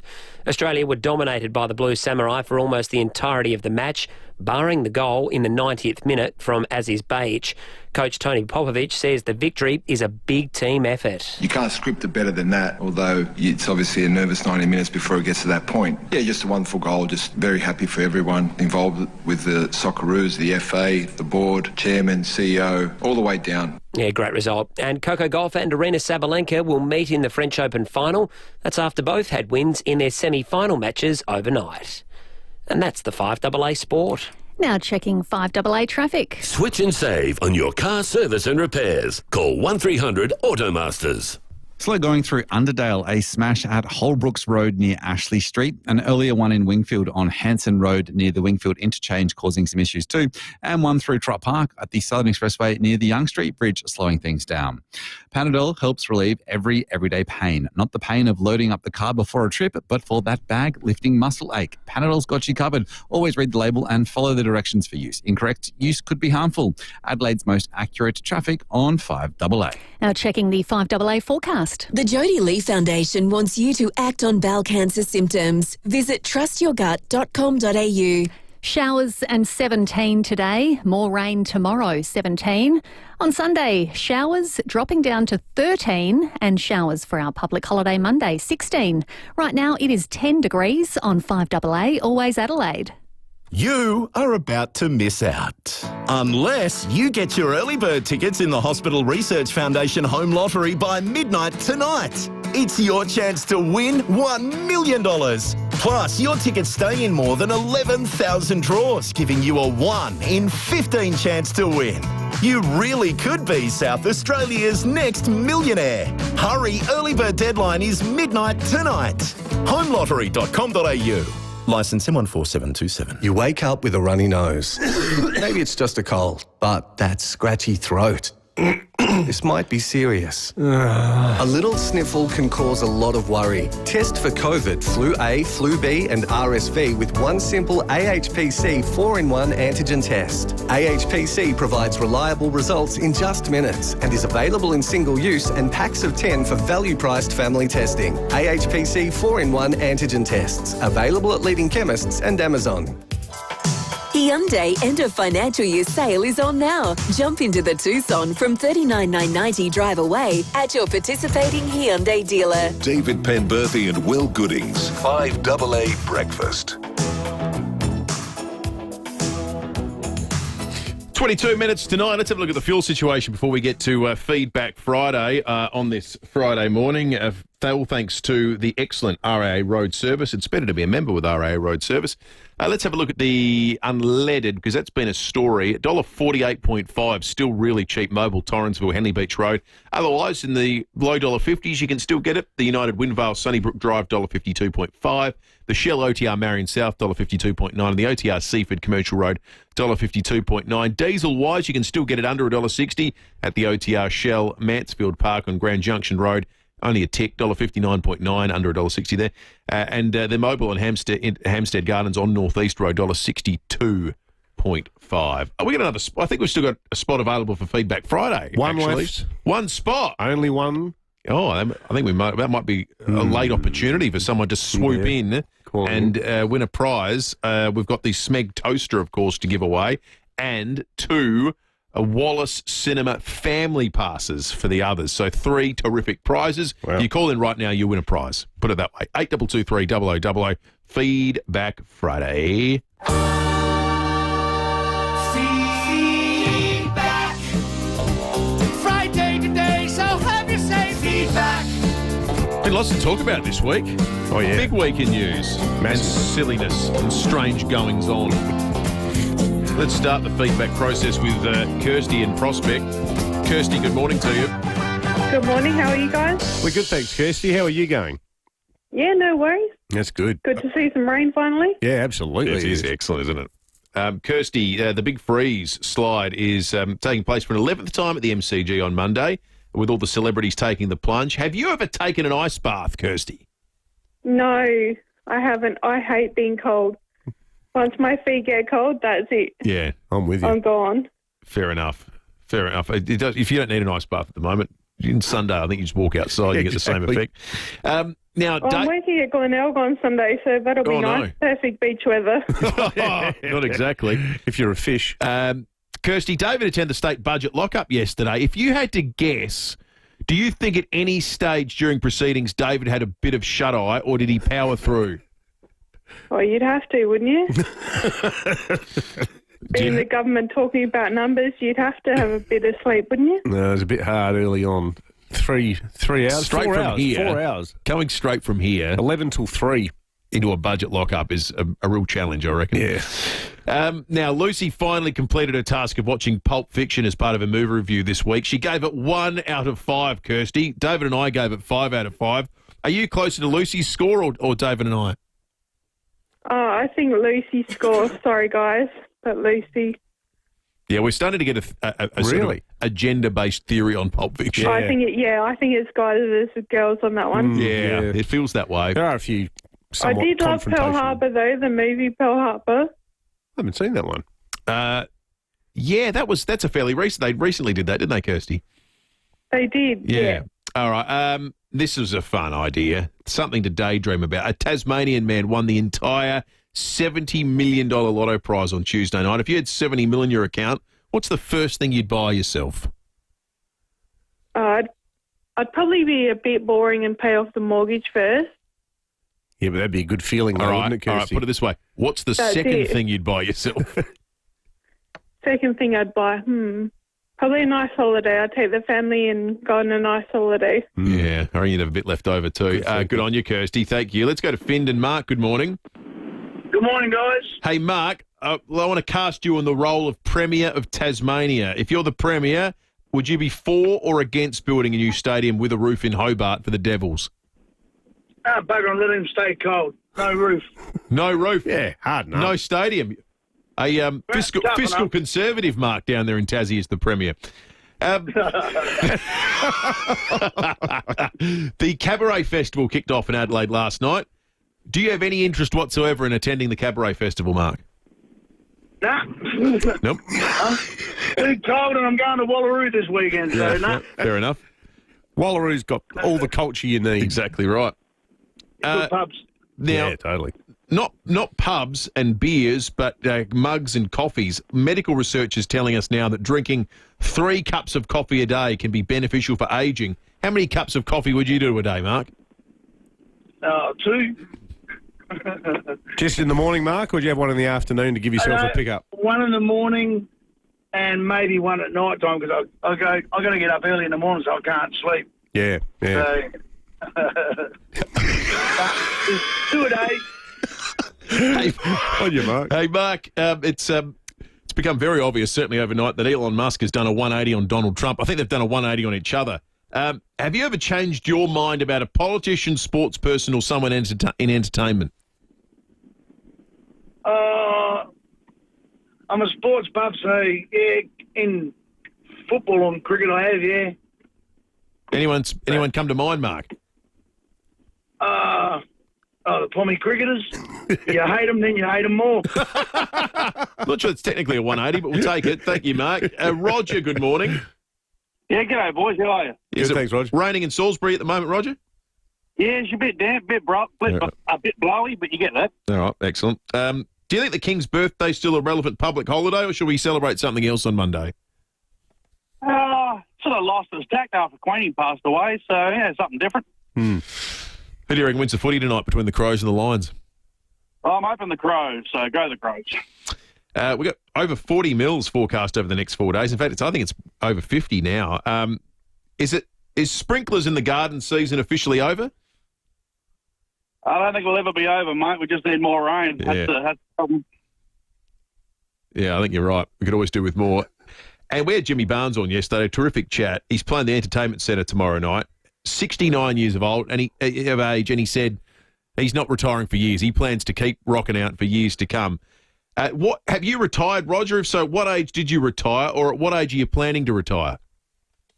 Early 40s, mate. I've got a few years to go yet. Well, the way our age bracket, Roger, I think the retirement age is going to be 72 for us by the time we all finish working, because they keep jacking it up now. to be close to 80 or 5 years of retirement, and then you die. Yeah, that's right. Yeah. Oh, well, that's a cheery picture on this Friday morning. Thank you, Roger. No, it's something to really put a bit of a spring in your step. Good news is it's a long weekend. Think about Mark in Findon, being a Findon bloke. I wonder if Mark popped into the Christian Supply store on Findon Road yesterday. I'm sure he sounded like he took advantage of the buy 9 rosary beads, get one free if you say Matt Abraham's nay deal. Matt sent me. Did you go? No.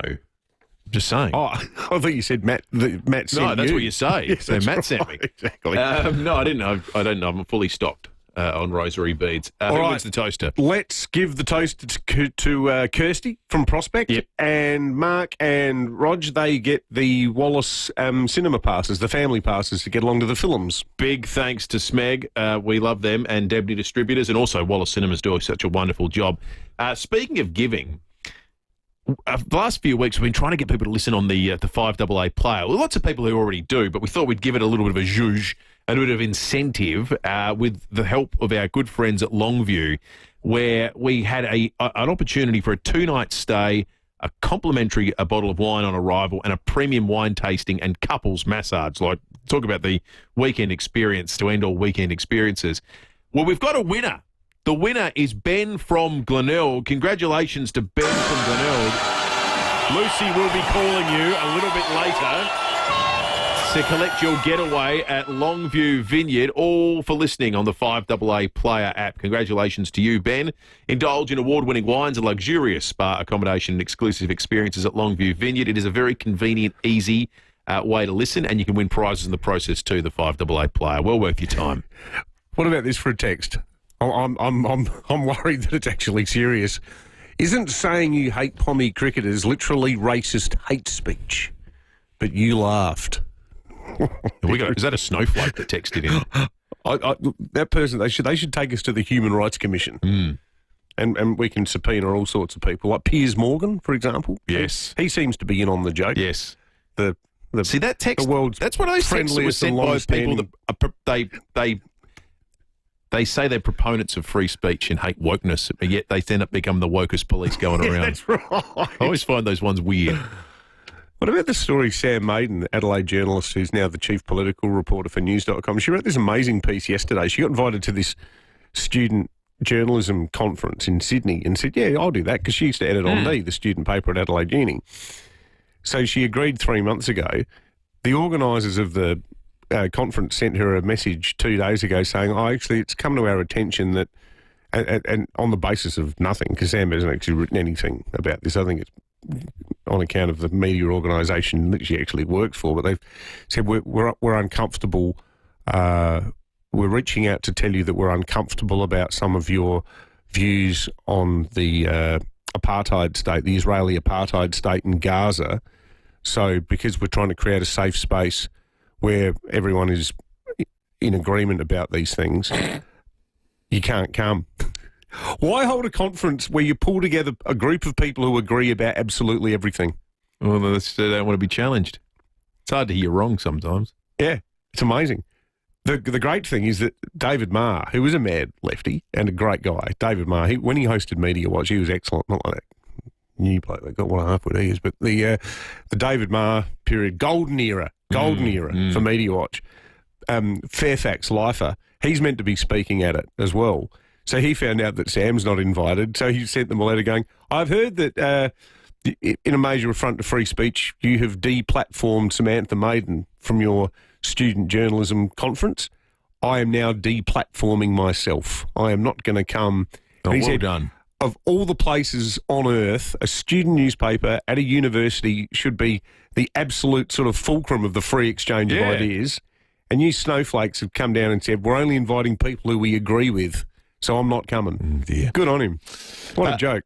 Completely is. All right, let's take a break. We're going to check traffic, and we've got some excellent prizes to give away next, including we're going to put some on the short list for the Whitsundays trip. But the other thing we're doing is a surprise giveaway that I reckon if you're a Crows fan with nothing else to do tonight, you might be a little bit excited about. So stay listening. Let's check traffic. Register for the Big Brunch because every bite counts. Go to thebigbrunchdrive.com. Slowing through Underdale around an earlier collision along Holbrooks Road near Ashley Street. There are speed restrictions in place on the freeway above the tunnels due to the wet conditions. And in McGill, a burst water main at McGill Road near Park Street. Speeds are down to 25 in both directions. Detour via Connell Road instead.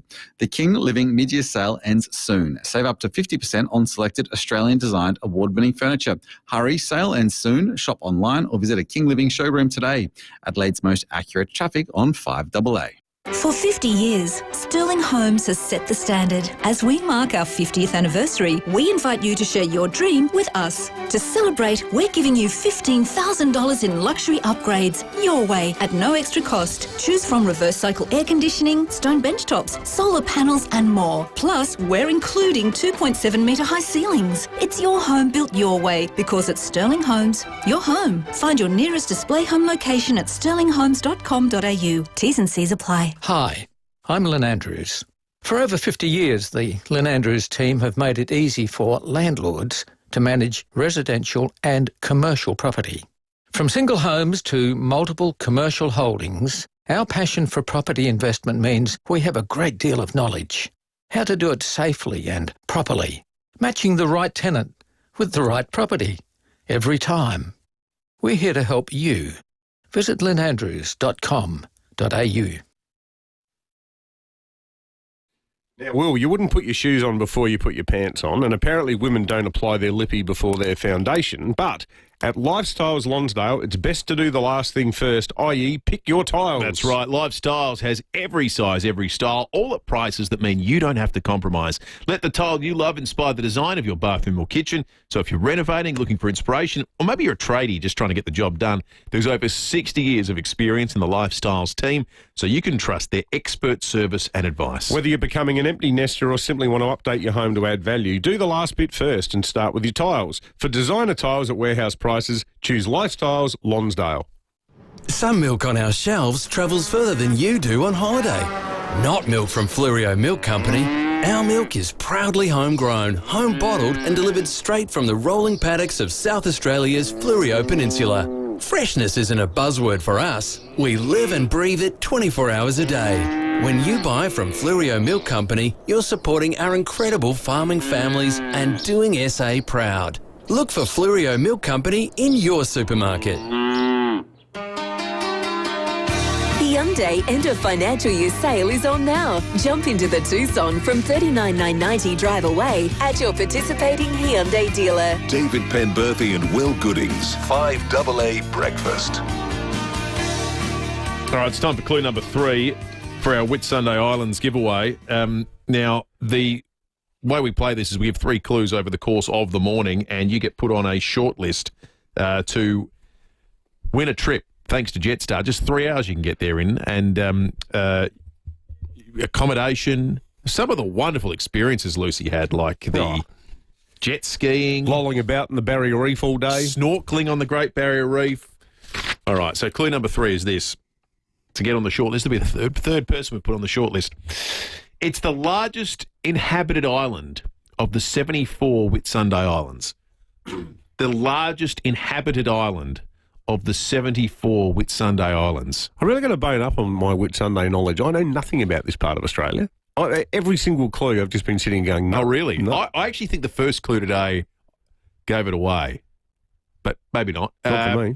Fly direct from Adelaide with Jetstar in under 3 hours. Book now at jetstar.com. Next week, make sure if you're on the shortlist, you stay listening because someone is going off on the trip of a lifetime. Do you want to do a text or two before we get to the person who's called in? I reckon someone's just got it. Here we go. Mark in Findon, he says, hey, the Christian supply store is at the end of my street. I wonder if Mark popped in and go grab yourself a free rosary bead. Went crazy buying rosary beads. Linda is on the line in Somerton Park. Linda, good morning to you. Hello, how you going? Hey, Linda, did you hear all the clues or just the third one? I did hear them all, yep. Oh, okay. Are you feeling confident, Linda? Yeah, I think so. Have you been up to that neck of the woods before? Oh, I've been on one of the little golf carts up there, yes. Oh, nice. Good fun. Well, yeah, I think you maybe will be talking about the right island then, Linda. I hope so. Which island is it? Well, I reckon it might be Hamilton Island. I think you're absolutely correct.